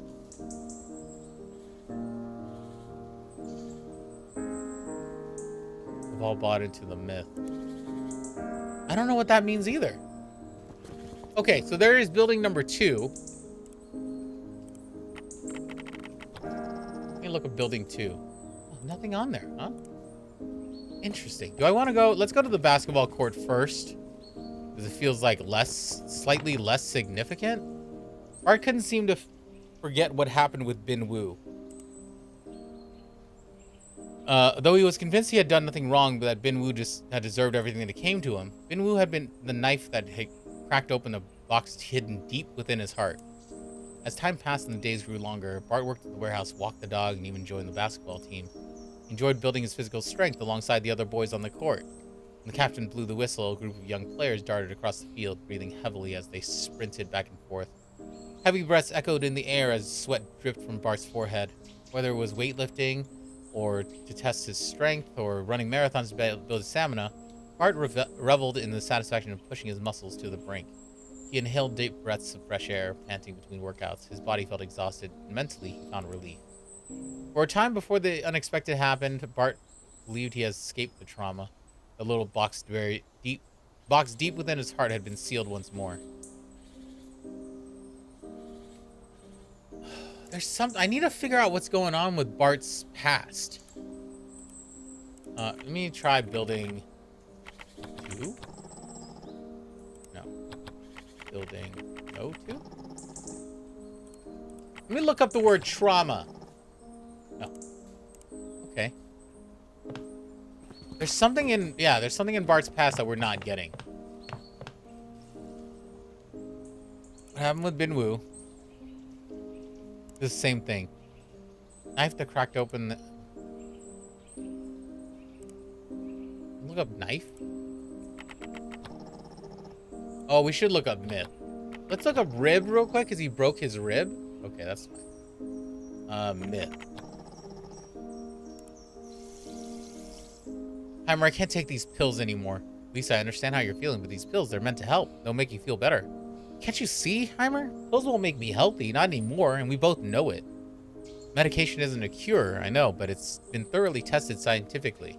Its job is to ease your pain and make your discomfort manageable. Ease my pain? Like in that myth? It's all a pack of lies. The myth, just like this medication. It's all made up. Lisa, I need you to trust me on this. It's essential that you take the pills regularly. You're going to help me manage this with as little suffering as possible. That's after she... gets the surgery, right? This is 68. We're all proud of you. So wait. I guess I'm trying to understand if Bart is also a clone. Because Bart is now, in this part of it, is Apu's caretaker. So I want to know whether Bart was actually part of the clone stuff, or was he always going to be It was summer again. The corpulent Apu was sweating profusely in his stuffy dorm room. Whenever the season came, he preferred to hide in the library, where there was both air conditioning and far fewer people. I get it, Apu. I get it. Apu always took the longer route through the tree-lined path to the library so he could swing by the basketball court. He would stand in the shade, watching from a distance. Sunlight beat down relentlessly from the cloudless blue sky onto the court. Despite their heavy perspiration, the boys still gave it their all, basketball bouncing between their lively frames. Apu's gaze stayed fixated on Bart. Bart was wearing a new basketball outfit that highlighted his tanned arms as he sprinted across the court, his hair drenched in sweat. On the basketball court, Bart was fiercer and more aggressive than he was off it. He was a different person from the amiable guy he usually was in everyday life. Apu was also noticed a slender boy on the other side watching the game. He had heard rumors about someone in the Hope residence who could only communicate through sign language. The boy had rarely been seen before, but had been lingering around the basketball court lately. Apu stayed for 10 minutes before finally heading to the library. Ooh, someone's in love? Alright, I'm gonna look up sign language, because that's another... Nothing, huh? That's so weird. We only get the mention of that guy who can't speak, like, twice. Alright, here's the library. Nothing else along the path. If you ever need anything, feel free to contact. Open library? Okay. Located northwestern corner of the Hope residence. Still remember the donors who often visited there. Some would spend an entire day reading, accommodate them, made sure to keep the space comfortable and updated the books regularly. However, since the shutdown of Hope residence was announced, all the books here have either been removed or destroyed. What was the popular book? I'm a man-made AI program. Hope residence caretaker. Okay, that is not what I wanted, but okay, that's fine. Let's go in.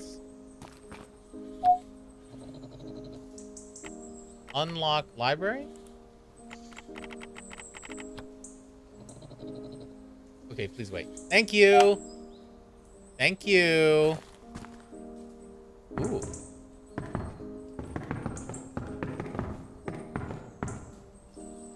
Library door creaked open. The musty scent of dust, paper, and wood filled up Apu's nostrils. Inside the cramped space, books of various sizes were crammed onto several rows of ancient shelves. Old newspapers lay in piles on the floor. He stepped onto the worn wooden floor, each step making a soft creak. Apu made his way to the back of the library, where he settled behind an old wooden table and picked up a novel with the yellowed pages. He liked the feeling of being surrounded by shelves of books. The air conditioning was just right, and the sounds of Apu's breathing and turning of pages blended into the otherwise silent space. Time seemed to slow down. The soft glow of the reading light kept watch over the forgotten corner. Apu stayed in the library until it was time for dinner. Even the evening, summer remained hot and humid. As he walked to the cafeteria, Apu wiped the sweat from his brow with his arm. The sun was setting over the basketball court, casting a vivid purple hue across the sky. Bart and others had already left, and the mute guy was nowhere to be seen either. Do I need to look up summer? We already got that. Mute? No references to the mute guy, which is weird. It feels weird. Lisa paced back and forth between the bookshelves, holding two books in her hands. She had just returned the ones she borrowed, placing them back according to her labels on their spines. Whenever she came here, she often spotted a chubby boy in a white shirt tucked away in a corner, completely absorbed in foreign literature. Hemingway and Kazuo Ishiguro must be his favorites, as there never seemed to be any of their books on the shelves. Lisa didn't much care for books full of words. She preferred ones with photos, especially those of people. Old newspapers scattered on the floor had plenty of pictures, but unfortunately they all turned yellow and blurry. Lisa would grab a random book from the shelf and flip through it quickly. Every time she found a striking picture, she'd pause to examine it closely before moving on to search for the next one. She had never spoken to that boy in the corner. As soon as she found a book she liked, she'd head straight for the exit. Okay, so Lisa doesn't really consider other people, is what I'm learning.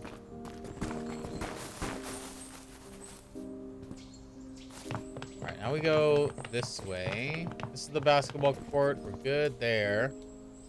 And we already looked at all this stuff that was down here, right? Did I look at this? I did. That was the ballot boxes. We've done that one. This is number 2, huh? Oh.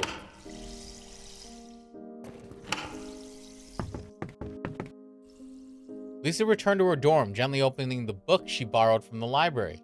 Turned to the picture that had initially caught her attention. She caressed the picture with her fingers, feeling the texture.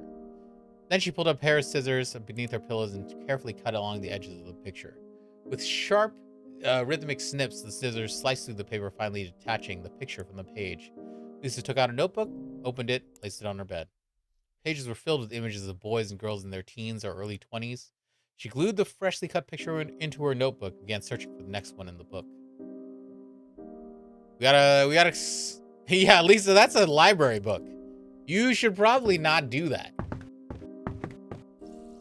Lisa, please. Lisa's out here scrapbooking, you know? Hope Residence was hosting a summer basketball game. Under the blazing sun, the boys on the court were drenched in sweat as they fiercely fought for control of the ball. The wind whipped across, carrying the scent of sweat and high-pitched squeak of the sneakers on the court. In the midst of the action, Bart's teammate skillfully grabbed the ball and quickly passed it in his direction. It arced through the air, and Bart caught it with ease, charging toward the net. With the rival team hot on his heels, he gritted his teeth, pushed himself to run faster, ball held high above his head, preparing for a leap and a dunk. Suddenly, a piercing cry split the air, followed by a short figure rushing out from the sidelines. It was the dumb boy. His unexpected appearance on the court, eyes wide and bloodshot, shouting incoherently, shocked everyone. The captain was the first to react, leaping forward to intercept the intruder. Soon the rest of the team joined in, forcefully restraining. Is that not a cool way to describe a mute person? That feels, I mean, I know that this is just the language of the game, but that feels not good. Restraining the boy as he struggled, shouting unintelligibly at Bart, his thin body convulsing in desperate attempts to break free. Bart stepped back, horrified, frozen by the twisted sight before him. A memory from several years ago flashed before his eyes, a similar scene where another boy was pinned to the ground. Bart could only watch helplessly. That had been the last time Bart had seen the boy. Yeah, I know that that's the original way that they said that. So this is all the memory. Let me look up memory. Ooh, here we go. Hey, Hymer, I found this photo today. Do you know these people? Bart, the people in that photo were your friends. I knew it, but why can't I remember them? They fulfilled their duty and moved on to a new life. Come on, just tell me who they are. Sorry, but I can't reveal that information. Does that mean I'm gonna forget Apu too? No, Bart, you won't forget anyone. They're just buried deep in your memory. Oh, maybe... Does Bart not know that he's a clone?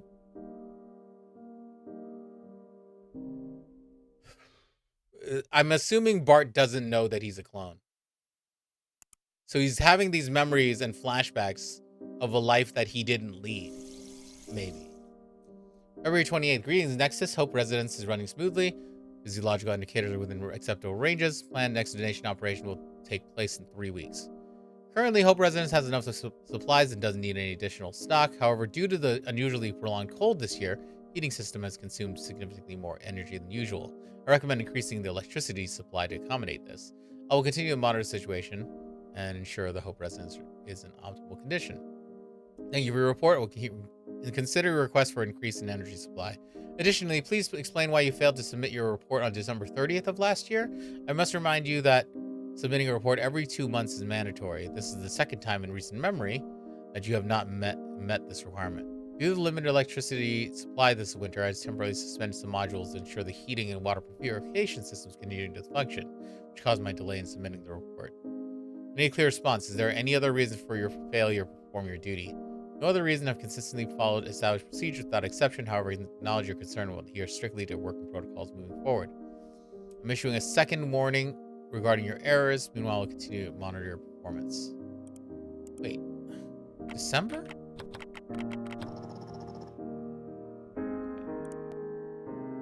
Oh, so Hymer started not doing his job, which is strange. Oh, maybe I'll look up report.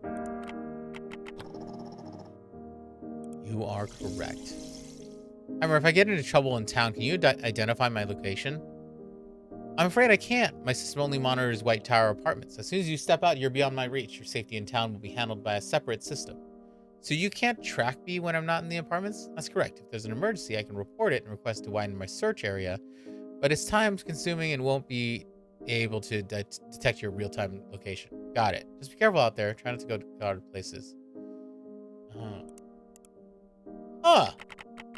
Yeah, being real obvious there, Mark. Mark's like, oh, can you see me when I'm not in the building? Is there anything else I need to know that I could use to my advantage? Donors lived in an environment someone cut off from the real world, outside world. Although they weren't explicitly forbidden to read books or newspapers, they voluntarily kept a distance from humanity, as though an insurmountable cultural barrier existed between them. As a result, all sort of rumors spread like wildfire. But these rumors often seemed to appear out of nowhere and would fade away just as quickly as the donor in question had disappeared. News of Bin Wen, Bin Wu's brother, attacking Bart on the basketball court spread rapidly.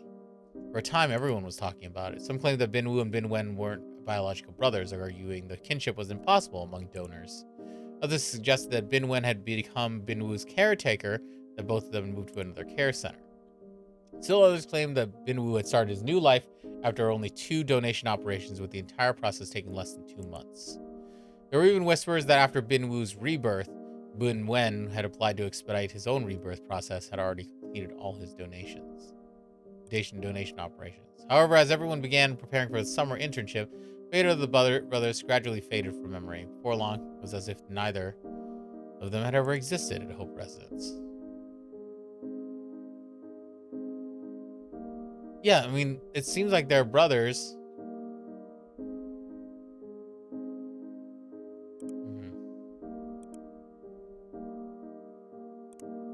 But just out of curiosity, if I left, would you be able to find me? Interesting.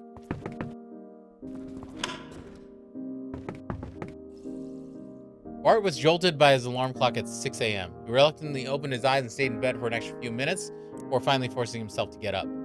Grabbing the socks he had tossed on the floor the night before, he pulled them on while sitting on the edge of his bed. From the neighboring dorms came the familiar sounds of running water, people getting ready for the day.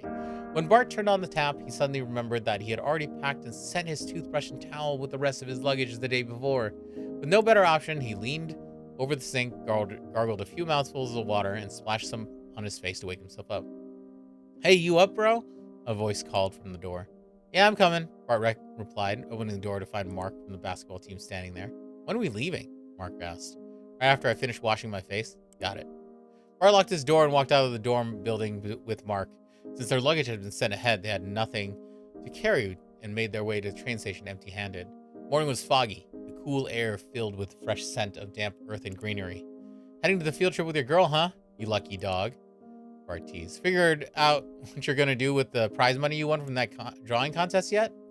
Just don't let her know I bought the votes, Mark replied with a smirk. My lips are sealed, but hey, why aren't you with her now? She said she wanted to travel with her friends and didn't want me tagging along. And you just went along with that? You fool. As they walked, the road grew busier, the more people joining them, all heading toward the train station.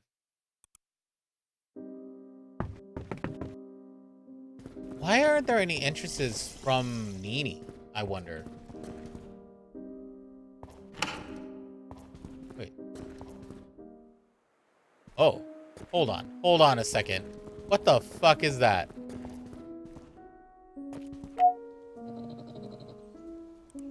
Open building to 3rd floor door. Doors both are unlocked. You can pass. Open 3rd floor door. Can open the door to the 3rd floor. Storm several months ago caused severe damage to the building. No longer access to the 3rd floor. Okay. Interesting. What the hell is this? A rooftop? Birds. Hope Residence used to host an annual drawing competition where all the donors voted for their favorite artworks. I did not participate in the voting process due to an insufficiently thorough understanding of the creative process. Still learn from their drawings. canvas program has been installed. Even though the children entered new lives, I still remember vividly how they were in front of their canvases.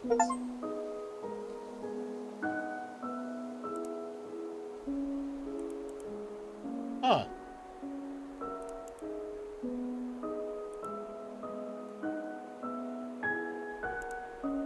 This is like one of those like color when the colorblind test. That's all this looks like to me. Interesting.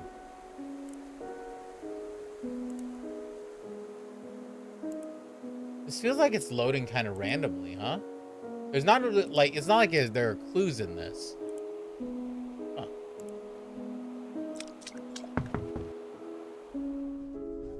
Oh, are we on a train? What is this?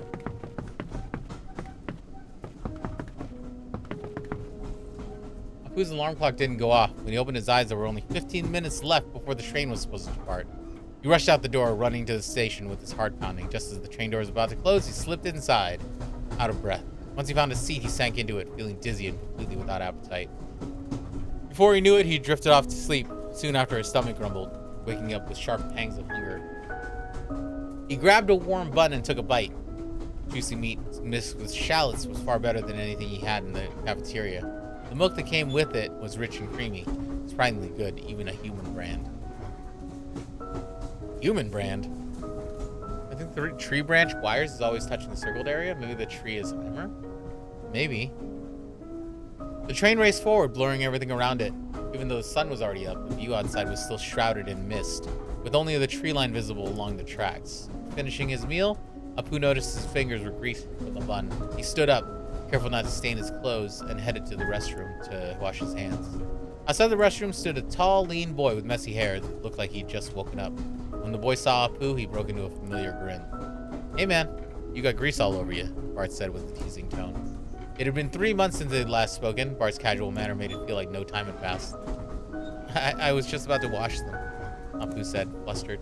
Train entered the tunnel, plunging the cabin into darkness. In the dim light, Apu noticed Bart was still wearing the same worn-out white sneakers. Steady clatter of the train wheels filled the silence between them. Restroom door swung open and passengers stepped out, heading back to their seat. "You go first. Not in a hurry," Bart said with a smile. Moments later, the train shot out of the tunnel into an open field, and the cabin instantly flooded with bright sunlight. The moment stayed with Apu for long after. As he was pushed into the operating room, what? His mind drifted back to standing next to Bart, staring out the restroom window. The endless green field stretching to the horizon, the wind sweeping over the wheat, making it ripple like waves. Even as he lay on the operating table, barely conscious, he could still feel the grease on his fingers and smell the faint scent of tap water from Bart's shirt. Our boy Apu was obsessed. Our boy Apu was in love. Love. Platform at Hope Station train station was packed with passengers waiting for the train. Metallic rails rested on dark wooden beams flanked by trees cloaked in thick mist. Mist grew heavier, blurring Bart's view. He could barely make out the outlines of others, only faint snippets of their hushed whispers. The train approached with low rumble of wheels, his bright white light cutting through the fog as the lead car emerged at the end of the tracks.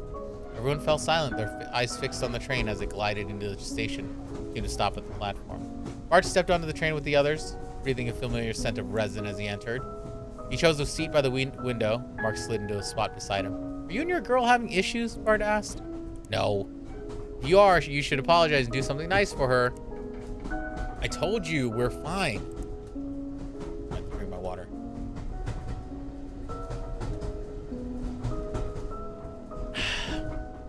The train began to move. A person in a doctor's coat wearing a white hood and mask rolled a food cart into the car, delivering breakfast.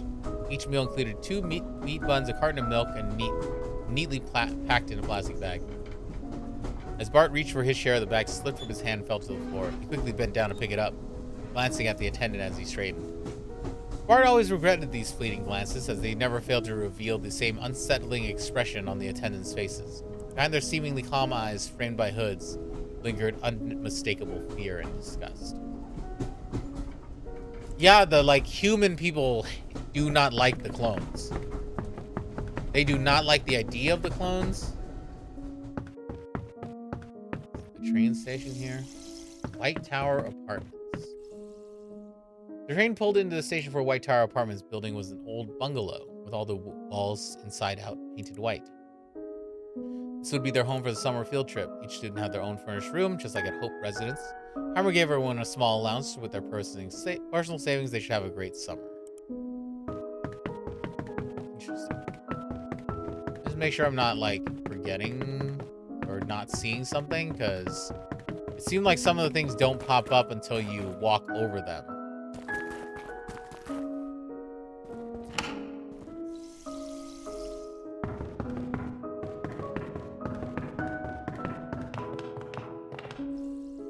Next day, Apu paced nervously outside of Bart's room.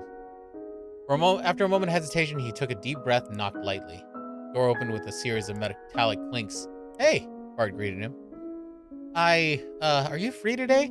Apu asked, his throat feeling dry. Wish he'd had a drink of water before coming.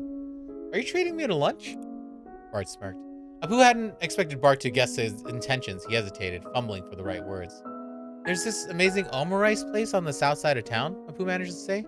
"Sounds good. Let me shower first. It's been 2 days," Bart said, motioning for Apu to come in. Apu felt uneasy. He never let anyone into his room, nor had he ever been in anyone else's. Clothes were scattered everywhere. It does look like a tongue, doesn't it? It does look like a tongue. Across Bart's open suitcase, the bed and chair, and even the table. Bart shoved a pile of clothes from the chair onto the bed and waved Apu over to sit.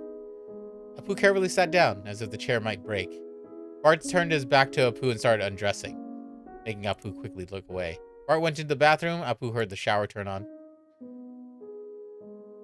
Hey, less than 10 minutes later, Bart called out from the bathroom. Bart, please. Can you grab my towel from the suitcase? I forgot it."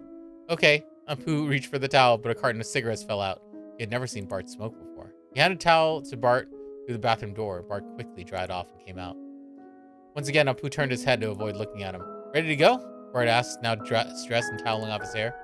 Apu nodded. As they walked to the restaurant, his mind kept going back to the cigarette box, but he didn't bring it up to Bart. Damn, Bart! You out here just getting undressed? You don't even know this guy. One of these days, I want to be as confident as a Bart. Or maybe not. I don't know. Bart and Apu journeyed south, following the gravel road that led away from White Tower Apartments. About a kilometer or two, they found themselves in a rundown neighborhood marked by modest, low-rise buildings. They arrived at a street stall that Apu seemed to recognize. The owner had set up an awning at the entrance with plastic tables and chairs arranged underneath. Standing exhaust fan rotated rhythmically, providing some relief from the intense midday heat. Although the street came alive at night, the children from Hope Residence usually preferred it quieter during the day, making them blend in despite having no physical difference from regular humans. Apu ordered omurice and a bottle of orange juice. Oscillating fans stirred the disposable table cover, and they had to weigh it down with a box of napkins. Bart, who always thought of Apu as quiet, noticed him brighten up as they started eating. It seemed the comfort of his surroundings and savory omurice were bringing Apu to life. As they ate, they chatted about the weather, books they'd read recently, latest happenings at Hope Residence. A conversation shifted to Apu, withdrawing from the drawing contest, making Apu chuckle awkwardly, his large frame shaking slightly. Sometimes soul food is all it takes, Bart thought to himself. For a moment, Bart's attention wandered. He looked past Apu to a group at another table. They were eating crabs, dropping live ones into a boiling pot, watching them struggle before succumbing. Each person had a cooked crab in front of them, methodically dismantling the legs and cracking the shells to get the meat. Sorry, crab. Sorry, Crabbo. They savored the roe and especially carefully dipped the flesh into the sauce. A wave of nausea washed over Bart. He fought to keep the omurice down. Did you mention Mark's girlfriend got the call? Apu's voice brought him back. Yeah, she reached the age, you know. As the nausea passed, he was replaced with a sinking feeling. The harsh reality hit him. He and Apu was no better off than the crabs. She reached the age? Oh, so that's got to be why Mark ran off with her. Then, right? She was at the age where, I mean, they were both were, because Mark was going to also have the operation. So they were both at the age where they were going to start having to donate their parts. Bart was waiting in front of White Tower Apartments when Lisa showed up, just like she said she would. Heavy rain had just stopped. Steam rose from the ground and light from the ground in light swirling plumes. Heavy rain had just stopped. Steam rose. Okay. Here, Lisa said, pulling a ticket from one of her leather jacket pockets. You're awesome. Thanks, Bart said, handing her money for the ticket.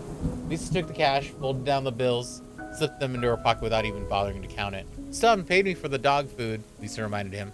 All right. I'll give it to you now, okay? Just stop nagging me about it, Bart said, pulling out another bill. Forget it. You can pay me next time. You bought that ticket for the big guy, right? Bart was about to answer, but Lisa cut him off. You and Mark are hilarious. You don't spend any money on yourselves, but you're always so generous to people who don't even matter to you. Look, she looked at her shiny glass bracelet and added, I'm serious. Don't give him this ticket or he might run into someone he shouldn't. Hardin didn't understand the warning at the time, so he ignored it. Because of that, he missed his last chance to stop the incident from happening. Oh, that's got to be the train ticket that he used, that Apu used to go see the art gallery. And then he saw the other of him. It was pouring on that thundery night. Bart went to the bathroom, turned off the light, and lay on his bed. Tendrils of transient lightning unfolded across the sky, brilliant as sunlight. Seconds later, sky-shattering bursts of thunder roared, ripping through the rumbling of rain. Bart took out a pair of earplugs from underneath the pillow and twirled them before stuffing them into his ears. As the soft earplugs gradually filled his ear canals, all the sounds from outside dimmed until all he could hear was his own breathing. He lay on the bed, his thoughts wandering. Thunder is to lightning as the soul is to body. The body comes first, then the soul. Yet lightning lasts only a moment. The soul can only let out a brief, painful cry before fading away. The sound of someone knocking on the door disturbed Bart's ruminations. He removed the earplugs, got out of bed. Upon opening the door, a damp, cool wind in the corridor seized the opportunity and whisked into the room. Mark was standing in front of the doorway. Were you asleep? Mark asked. Bart suddenly realized that Mark must have been knocking at the door for quite a while. Sorry, I was sleeping. Come in. I don't have much time. Have you talked to Hymer? It's no use. She won first place in the drawing contest, and I took the championship in the basketball game. But even if we add them together, it still doesn't make a damn difference. You still have a chance. If the myth is true, then once the summer field trip ends, you don't have a clue, do you? A flash of lightning illuminated Mark's face. Bart had never seen such a distorted expression on him before. I don't want some damn myth. I want to be with her forever. I won't let anyone take her from me. You have no idea. You've never been in love. Mark's voice was swallowed by the roar of thunder. Instead of snapping back, Bart stayed quiet, letting Mark's anger pour out. Mark calmed down for a moment, his usual self returning. You gotta help me, man. I can't let too many people find out about this. You're the only one I can trust. Please. And Bart agreed. Oh, so Bart did help Mark and Nini escape. Which is pretty great. I'll be honest with you, I really like that. And now we go to the art gallery. What's this? Despite the air conditioning on the bus, Apu was still sweating from the blazing sunlight outside. Look at these faces. Bart and Apu were headed to the other side of the city. Bart hadn't told Apu their destination, so when they arrived, Apu nearly cried out loud. What's that? Apu pointed at a crystal-like building outside the window. Art gallery, encased in transparent glass, stood by the pond. Reflections of the azure sky above made it resemble a soft cloud. I saw a billboard, thought I'd take you to this art exhibition, Bart said. I don't know if we should go inside. Apu was having second thoughts. Then he was like, no, Hymer, I don't know shit about it, yeah. You don't like the faces? You don't like these faces? What's the matter? Nobody's gonna find out. Bart's eyes narrowed into thin slits beneath his thick brows. Bright smile appearing across his face. Bart handed the tickets to a young lady standing at the ticket gate. Welcome. She punched the hole in both tickets. The interview with the artist is being held on the second floor. Who didn't dare go any further? He instead stood there, frozen. Can we just go back? I'm sorry. They have cameras everywhere. Apu couldn't bring himself to look at Bart, afraid that he might get angry. Bart must have gone through a lot of trouble to get those tickets to the art gallery. But now that they had checked in, he was starting to get cold feet. But Bart wasn't angry. Fine. We can come in again another time. Bart draped his arm over Apu's shoulders as they made their way back. So great was Bart's kindness, Apu had the strange sensation that even the sunlight felt cold in comparison. As they were about to reach the train station again, Apu said, Hey, do you think we can still get into the art gallery? Having second thoughts, are you? I knew you wanted to visit. Bart leaped back two steps. Guess what I've got? Apu reached into his pocket only to find that it was empty. My wallet! Apu shouted out. Holding Apu's wallet, Bart said smugly, "If you want it back, you gotta catch me." Then took off, sprinting all the way into the art gallery. Apu chased after him, laughing bewilderedly despite himself. He sprinted after Bart without reservation. They like each other. They like each other, which is great, but also heartbreaking a little bit. Because clearly, something bad's gonna happen. I'm surprised you made it this far, Frank. Say, open the door to me. I'll help you open the door of the art gallery. You're different from the other recycle specialists. Perhaps you'll find this enjoyable. Particles program simulates the movement of particles under the rules of gravity. While we waited for you and the other recycle specialists to arrive, observing the movement of particles in this program was one of the few things I could still do. Oh. What? Can I do anything here? Or is this... This is like old screensavers that I loved. Hold on, full screen. Oh shit, I can... Okay, hold on.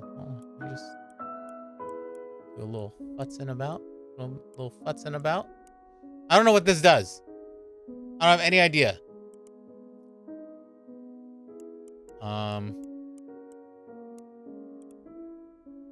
Ooh, that's kind of cool. Okay, I'm gonna get stuck playing that for a while. I'm not gonna... Okay. Can you open the... Open art gallery doors. Winamp visualizer! Absolutely. Like Winamp visualizer, that's for sure. Okay, let's go inside.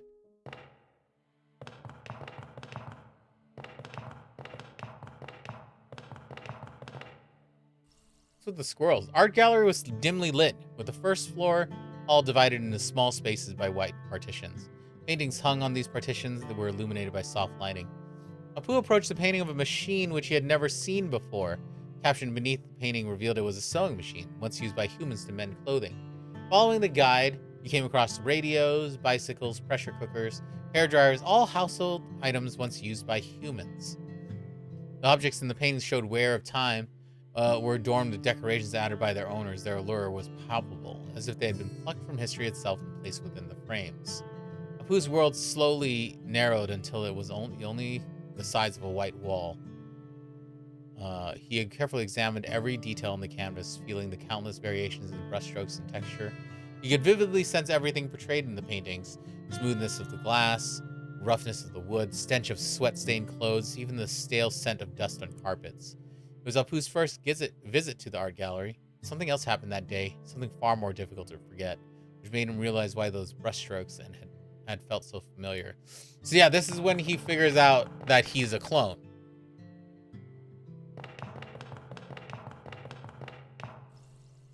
Most of the tourists quickly skimmed through the first floor hall before proceeding to the second floor. Apu and Bart also took the escalator up. Unlike the dim atmosphere below, the second floor's transparent dome allowed sunlight to seep in generously, flooding the circular stepped auditorium underneath. At the center podium, a host of the exhibit and painter were engaged in a conversation while the audience sat in rows of benches arranged in concentric circles around them. Apu, feeling somewhat anxious, sat down with Bart in a discreet spot in the outermost row. I didn't enjoy hanging out with other kids when I was a child. I would spend my summers cloistered inside my house painting, Painter recollected. You wouldn't go out at all during the summer holiday? Host inquired. Not unless my parents forced me to visit a relative of some sort. You must have been well behaved when you were little.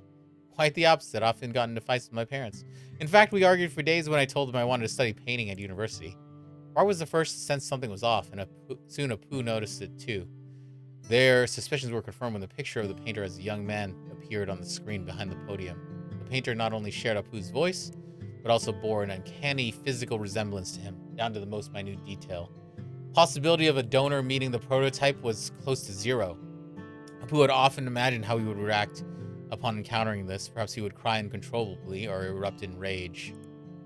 Yet now that it actually happened, he felt no overwhelming surge of emotion, but instead merely a faint wave of sadness. Apu thought about how if he had been a real human rather than a donor, perhaps he could have become a painter and held his own exhibition. Even though his life had a predetermined purpose, this minute shrivel of hope, while inconsequential, still offered him a small measure of consolation. Damn, that's crazy.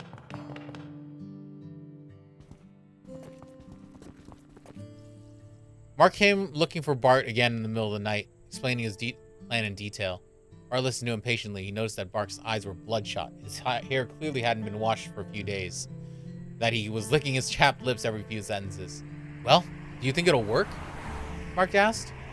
It should if we're careful, Bart said, looking Mark in the eye. Mark nodded. Later, Bart wondered whether he should have told him the truth. But he knew that even if he had, Mark wouldn't have listened. Should have given them our kidneys, let them harvest. Yeah, oh man. That is a bummer to read, to be honest with you. I mean, honestly, there's a lot of stuff. The van. Oh, shit. Okay. There's a lot of stuff in this story that's crazy. But man, it's a lot. I can't imagine, like, just getting in the feeling of this clone, seeing who he could have been if he wasn't just a clone that was there to be harvested. That's some existential craziness. Bart had read that many donors would react violently upon encountering their prototypes, often becoming hysterical and harming themselves or others. But Apu remained remarkably sedate. As two of them sat in the empty bus, Bart asked tentatively, "How'd you like the art gallery?" "I'm envious of him." "You shouldn't be, his paintings aren't half as good as yours." "Have you seen my paintings?" Bart remained silent for a solid 5 seconds before replying, "Of course I have." Bus reached their stop, but Apu didn't raise any more questions. The moment they got off the bus, they ran into Lisa, who had been clearly waiting for them. She was wearing her ever-present high-neck leather jacket, which seemed completely out of place for the season. Though Apu didn't know her name at the time, he recognized her as the girl who frequented the library. "Hey, Lisa, you waiting for the bus?" Bart asked. "You met the painter, didn't you?" Lisa said to Apu. Apu nodded. "I bought the tickets from her," Bart whispered to Apu. "Yeah, I sold you the tickets and I warned you not to take Apu there," Lisa said. "How'd you feel to meet your prototype?" I didn't really feel much. I just envied him." "That's it?" Apu nodded. "You moron." This clearly was not the answer at least we had been expecting. "Why are you fools always the lucky ones? Always the ones who get lucky." "I wonder if I could ask you a question, Lisa?" Lisa didn't refuse. "Why do you cut out those photos from the books?" Lisa shuddered ever so slightly, and her eyes widened in shock beneath her false lashes. "You creep! Have you been spying on me?" "The books you returned all had photos cut out of them." "Don't start feeling smug because you got to meet your prototype. I'm telling you that painter isn't who you think he is. You two just look alike, that's all. Stop daydreaming, okay? You'd never get a chance to meet your actual prototype." Lisa tossed Apu a piece of paper and left the station. It was a photo of the painter cut out from a flyer. On the back of the photo was word Apu written by hand. So Lisa just collects pictures of the prototypes. It's not spying if you're being obvious about it, yeah. Lisa seems to collect pictures of... What the fuck is this? Hello, Frank. Hello, Hymer. Oh, Frank, where are we? This is a suburban area where most of the inhabitants live in what are known as slums. According to historical data, this area has a high population density and crime rates with people coming and going, so donors seldom came here. What's the van about? The main control room is on the 3rd floor of the building. What's... Open the gate. Opening the door. Thank you, Hymer.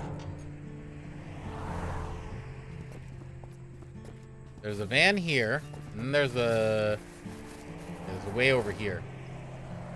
Hymer, that's not what we got. Lisa took Bart, Mark, and Mark's girlfriend Nini into the van. She sat in the front seat while the others crammed in the back row. The driver was a withered old man who spoke a dialect that it was impossible to understand. Lisa handed him a cigarette, which he tucked behind his ear instead of smoking right away. Although the AC was on, it was still boiling inside the van. Mark could still smell a mix of gasoline, cigarettes, and sweat. The drive was mostly uneventful until a motorcycle sped out of nowhere as they approached an intersection, startling the old man. As slammed on the brakes, Bart and the others face planted into the backs of the front row seats.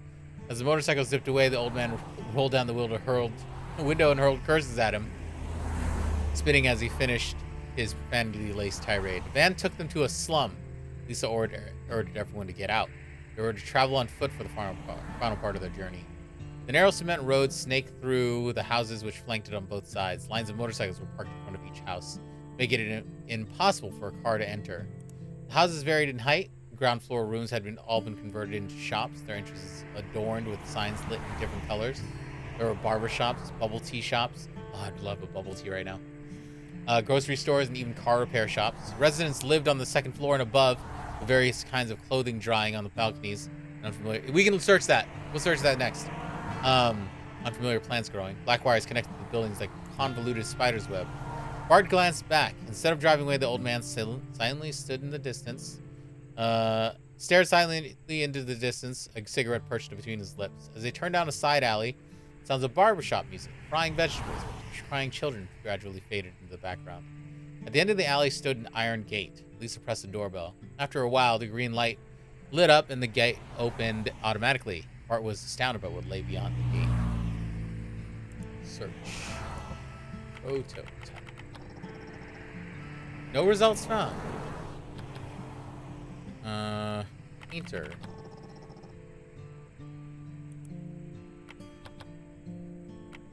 Suitcase.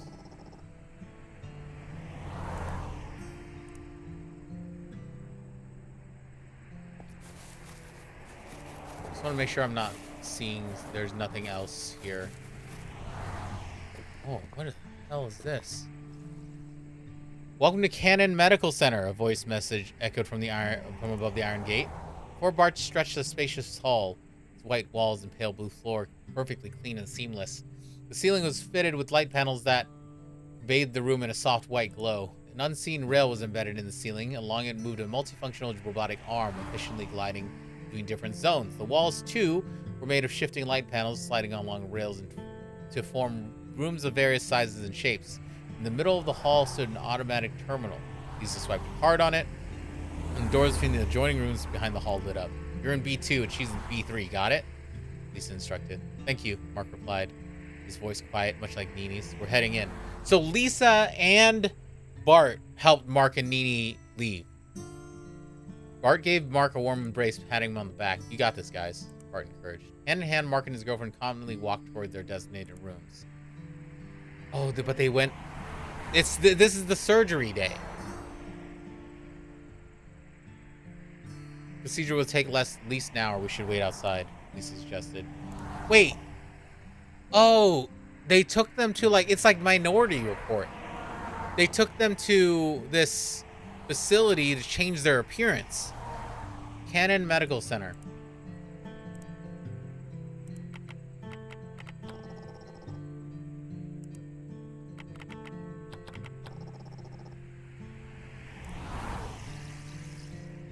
Today is October 30th. Hope, aside from a few donors experiencing fever due to temperature change, all other physical indicators are within acceptable ranges. Recommend conducting extra round donation operations in 2 weeks. All operations for transferring the donor Lisa out of Hope Residence is complete. Transfer can proceed as scheduled. I will continue to monitor. Okay. Donor showing symptoms of fever must receive active treatment and minimize organ damage. Please promptly report any medication. Donor transfer will proceed as planned. Maintenance mechanical devices at Hope Residence will take place during the winter. Currently, all things. There's one more issue to address. Hymer of Hope Residence. Please explain why your report was not submitted August 30th. I was upgrading my logical deduction unit near the end of the summer field trip, ensuring the integrity and accuracy of the data. Suspended certain modules and missed the report submission deadline. Understood. Please refrain from independently adjusting your logical deduction unit, as this could lead to undesirable outcomes. I'm issuing an official warning for not fulfilling your duty. Yeah, maybe pills too. Yeah, these guys are... So, Hymer is stepping out of line. Hymer has been stepping out of line a couple times. Probably to cover for these clones. Hymer probably started feeling for the clones a little bit. Jesus. Bart and Lisa went out of the hospital and returned to the main road. It was already lunchtime. The aroma of various meals cooking wafted down the entire length the street. Give me a pack of cigarettes and a lighter. Lisa gave Bart an empty cigarette and a banknote. Why don't you buy them yourself? Run a pretty big tab with them. You owe them a lot? Not too much. Lisa squatted in a corner, started applying nail polish. Only 30 bucks or so. I just don't feel like paying them. She blew on her nails. Do you like them? She painted her nails her favorite style, red cat's eye. Bart made no comment. Forget it. Lisa began painting the nails on her other hand. Bart entered the grocery store, an entire shop comprised of 4 or 5 square meters at most, with the goods displayed on dilapidated shelves. I'll take some of these. Bart took out the cigarette box. Shop owner sat behind the glass counter, playing a computer game with his greasy keyboard and mouse. 16, he said after glancing at the cigarette box. Bart handed over 20. Son of a... Get the hell off the game if you don't know how to play. It's out for startled, Bart. The man accepted the cash and took out the pack of cigarettes from the drawer. After some brief mental calculations, he tossed 4 coins on the counter. I'd also take a lighter. The man glared at Bart. Get one yourself. He returned to his game. $1. Bart left the store after getting everything he needed. Give me the cigarettes. Lisa stood up, taking the cigarettes, lighter, and change. You want one? Thanks, but I don't smoke. You don't need to worry about Mark and his girl. You can hardly even call it an operation. Think of it more as an advanced cosmetic procedure. Lisa reapplied her lipstick while gazing into her makeup mirror. There's a special algorithm that can add an invisible noise into a normal picture. It makes it so that image recognition programs are unable to decipher them. It goes without saying that this adversarial attack algorithm could also be used against facial recognition systems, Bart says. Lisa paused for a while, her hand, which was applying makeup, suspended midair. I didn't realize you knew so much. No wonder Mark wanted you here. She applied her lipstick with a blank expression. They didn't scrounge up much money, barely enough for this operation. Do they know the downsides to the procedure? They know everything. Lisa never looked Bart in the eye. You and Mark are fools. You're both willing to put yourselves at risk for the people whose affairs don't concern you. Not as noble as you think I am. Damn. Okay, wait, hold on. Did I look up algorithm yet? Ah, there are lighters. Okay, algorithm is only there. Adversarial. Oh, I already looked at this. Okay. Go inside. Apu hadn't been able to reach Bart for days. His messages on the terminal had gone unanswered and couldn't find Bart in his room. This morning, as he was waiting in line to get his meal from the cart, he saw Bart, Lisa, and Mark walking together, apparently having just returned from outside. For some reason, Apu didn't say hello to Bart. He instead just stood silently in line, hoping Bart would notice him. But Bart kept his rapt attention on Lisa. He didn't see Apu and walked right past him. Apu took his meal, returned to his room, replaying the moment Bart walked by over and over in his mind. Apu was angry. He had something important to share with Bart, but Bart had disappeared for 3 days without telling him where he'd been. If Bart wasn't interested, why should Apu seek him out? Bart had plenty of friends to hang out with, so did what he had to say even matter? Besides, it might only be him. Maybe Bart doesn't even care. Apu froze, taken aback by his own anger. Bart had always been nice to him, hadn't done anything wrong. So why was Apu feeling like this? Apu, it was Bart's voice. Apu had forgotten to lock the door and Bart had actually come looking for him. Sorry, I just saw your message. Bart smiled contritely, showing 2 rows of clean teeth. He had slight tan and was still wearing those old white shoes paired with a set of cropped trousers that were wrinkled from the washing machine. It's all right. It's just that there's something I gotta tell you. And tried his utmost to sound casual. His anger dissipated entirely when he saw Bart. Dang, man. You are down bad for this boy. Wait, there's a... I'm assuming I will get to that. Railway bridge. Oh.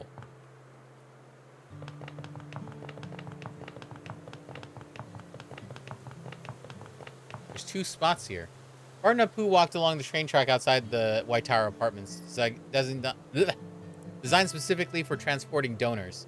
It was cut off from the transportation system of the outside world. Fields on both sides of the track were filled with gravel, making it difficult for a portly individual like Apu to walk. Bart supported him by holding his arm as they took one careful step at a time. I know this great spot, Bart said. A little way ahead, the track crossed the river. At the point where the bridge connected to the bank, there was a large opening in the barbed wire wide enough for a person to squeeze through. Apu followed Bart under the bridge. The river wasn't terribly wide, but the current was strong. They sat side by side on a large rock by the river's edge. Bart kicked off his shoes, dipped his feet into the river. Try it out, Bart said. Apu took off his shoes as well, rolled up his trousers, placed his feet in the water. It's cold. Apu shivered. What's so funny? Apu gazed into the water. Their feet were about the same size, but Bart's were more tanned, while his own were fairer. Cerulean sky was reflected on the river's surface. Apu pointed at a tall, luminous cluster of clouds at the edge of the reflection. It's beautiful, he remarked. Yeah, Bart nodded. Breeze brushed across Apu's face. It felt as though the summer would never end. Go on, then. What's your secret? Bart lifted his eyebrow mischievously. I think I know where Lisa's prototype is, Apu admitted. It didn't occur to me until a couple days ago. We both saw her. Is this the same thing? Okay. Just want to make sure there wasn't any extra. Can't go that way. Oh, so he knows where her prototype is. Huh. Bus was driven automatically by a computer. The only 3 passengers were 3 of them. Apu and Bart sat together while Lisa sat in front of them. I don't believe you, Lisa said without turning her head. The girl Apu mentioned looked exactly like you, Bart said. And she might be your origin. So what? Despite her practiced nonchalance, Lisa had decided to go with them to the art gallery. Apu remained silent the entire way. They eventually got off the bus and stood in front of the main entrance. Lisa and Bart followed Apu's gaze, looked inside, and the blurry figure of the ticket inspector was visible behind the glass door. It's her, Apu said in a whisper. Lisa pressed her hand to her chest and took a step back. I'll go in and take a look, then we'll know for sure. Lisa grabbed him. I want to go myself. She pushed Bart away and strode up to the glass door. Soon, both she and the ticket inspector could vaguely be made out behind the glass, like 2 flags fluttering in a breeze. They seemed to be communicating in sign language. Apu got nervous and pinched himself on the arm. A few minutes later, Lisa came out of the gallery. She walked up to Apu and shook her head. Nope, she said. Oh, sorry, Apu apologized. Sure, there's a resemblance, but we're far from identical. Not to mention our voices are completely different, Lisa continued. Besides, I stopped caring about finding my origin a long time ago. Only a child would worry about what kind of life their prototype is living. I've moved past that. But didn't you cut out the photos I burned them all. I didn't need them anymore, Lisa exclaimed. At that moment, neither Apu nor Bart fully understood what Lisa really meant. Yeah, it's so this thing is like the faces are what you find. These are parts of the story.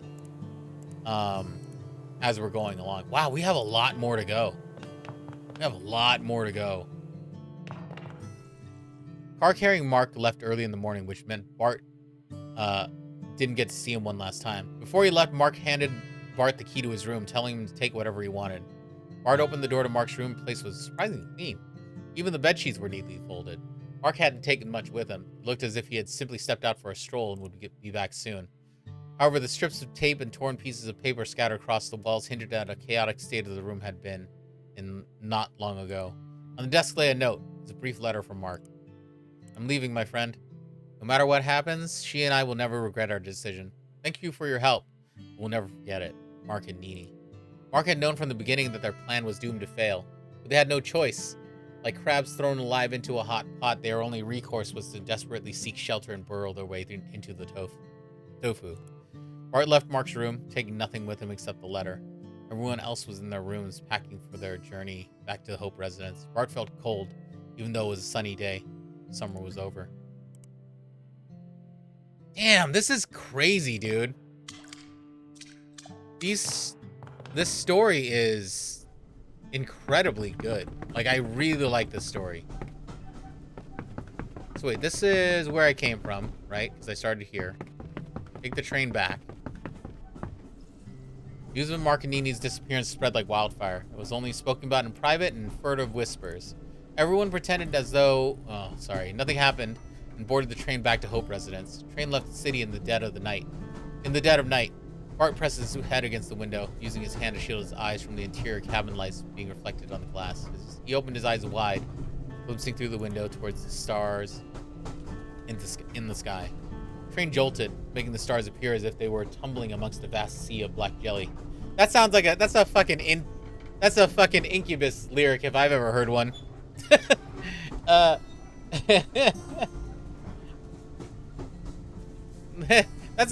a fucking Incubus lyric.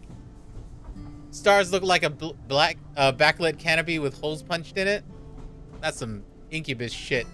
I see you. Bart was still in the same seat, but now Apu was sat beside him, lightly snoring as he drifted off to sleep.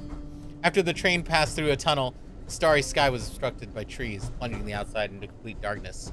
Unable to see anything, Bart leaned back in his seat and closed his eyes for a moment of rest. Wow. So we definitely... Oh, wait. Are you counting UFOs? Do you signal them with your lighter? In that moment, are you happy? Happy? Yes. Yes, Shar, exactly. On the second morning after their return to Hope Residence, Bart passed by the trash can next to the cafeteria, saw Lisa squatting low to the ground. Puppy bounded over eagerly to Lisa, its body covered in scars. She pulled a handful of dog food from a bag and poured it into a bowl. The puppy buried its head into the bowl and started munching, licking everything clean in a matter of minutes. Lisa petted the puppy on its head. The puppy licked her hand, turning its head in delight. Suddenly, it spotted Bart and darted over to him, looking up at him with its tongue hanging out. Noticing Bart standing behind her, Lisa stood up and brushed off the dirt from her leather jacket, not at all mad at the puppy for bounding over to someone else. You can have all the dog food, Lisa said, but I still haven't paid you. I don't want it anymore. You can have this bag as well. It's the last one. There won't be any more once it's gone. Lisa was carrying a brand new red leather bag. Did you buy a new bag? Bart asked. Lisa's eyes flicked with surprise. Huh. I guess you aren't always as clueless as you look. Looks nice on you. I've had my eye on it for a long time. I saved up for it. Lisa explained, staring at Bart. This purse cost me everything. Making money seems to be a breeze for you. I don't need any more money, Bart. I'm content. I won't be doing any of the things I did before or contacting any of those people anymore. Lisa walked off, leaving the puppy with its tongue sticking out and Bart standing next to it. Huh.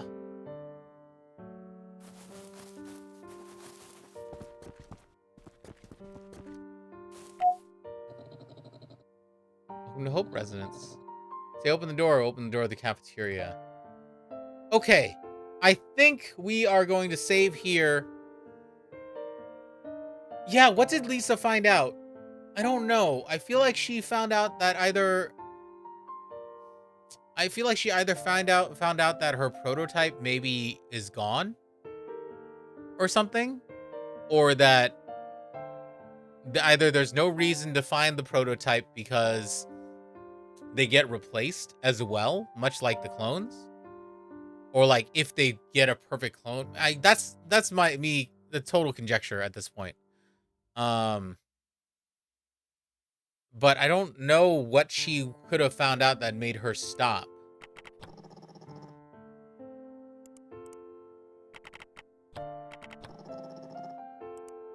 Let me look up ticket. They seem to know their clones right off the bat. Like some of them do. Yeah, what happens if your prototype is gone? I don't know. So right now, I feel like this is a good stopping point.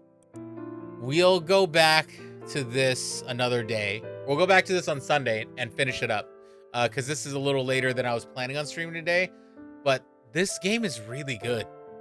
I really, really like the story of this game so far. I'm having a lot of fun reading and discovering the story as we go along. And then we also get shit like this where it's just like I just get to chill and have a cool thing in the background, or like I can go in and make some music. If I was more musically inclined, I could do something cool with this. These are kind of annoying.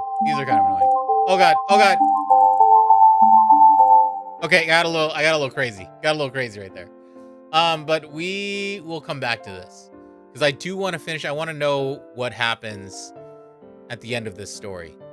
I want to know why Hymer is being decommissioned. I wonder if the clone program is finishing. Yeah, I'm very, very curious. But anyway, we'll be back.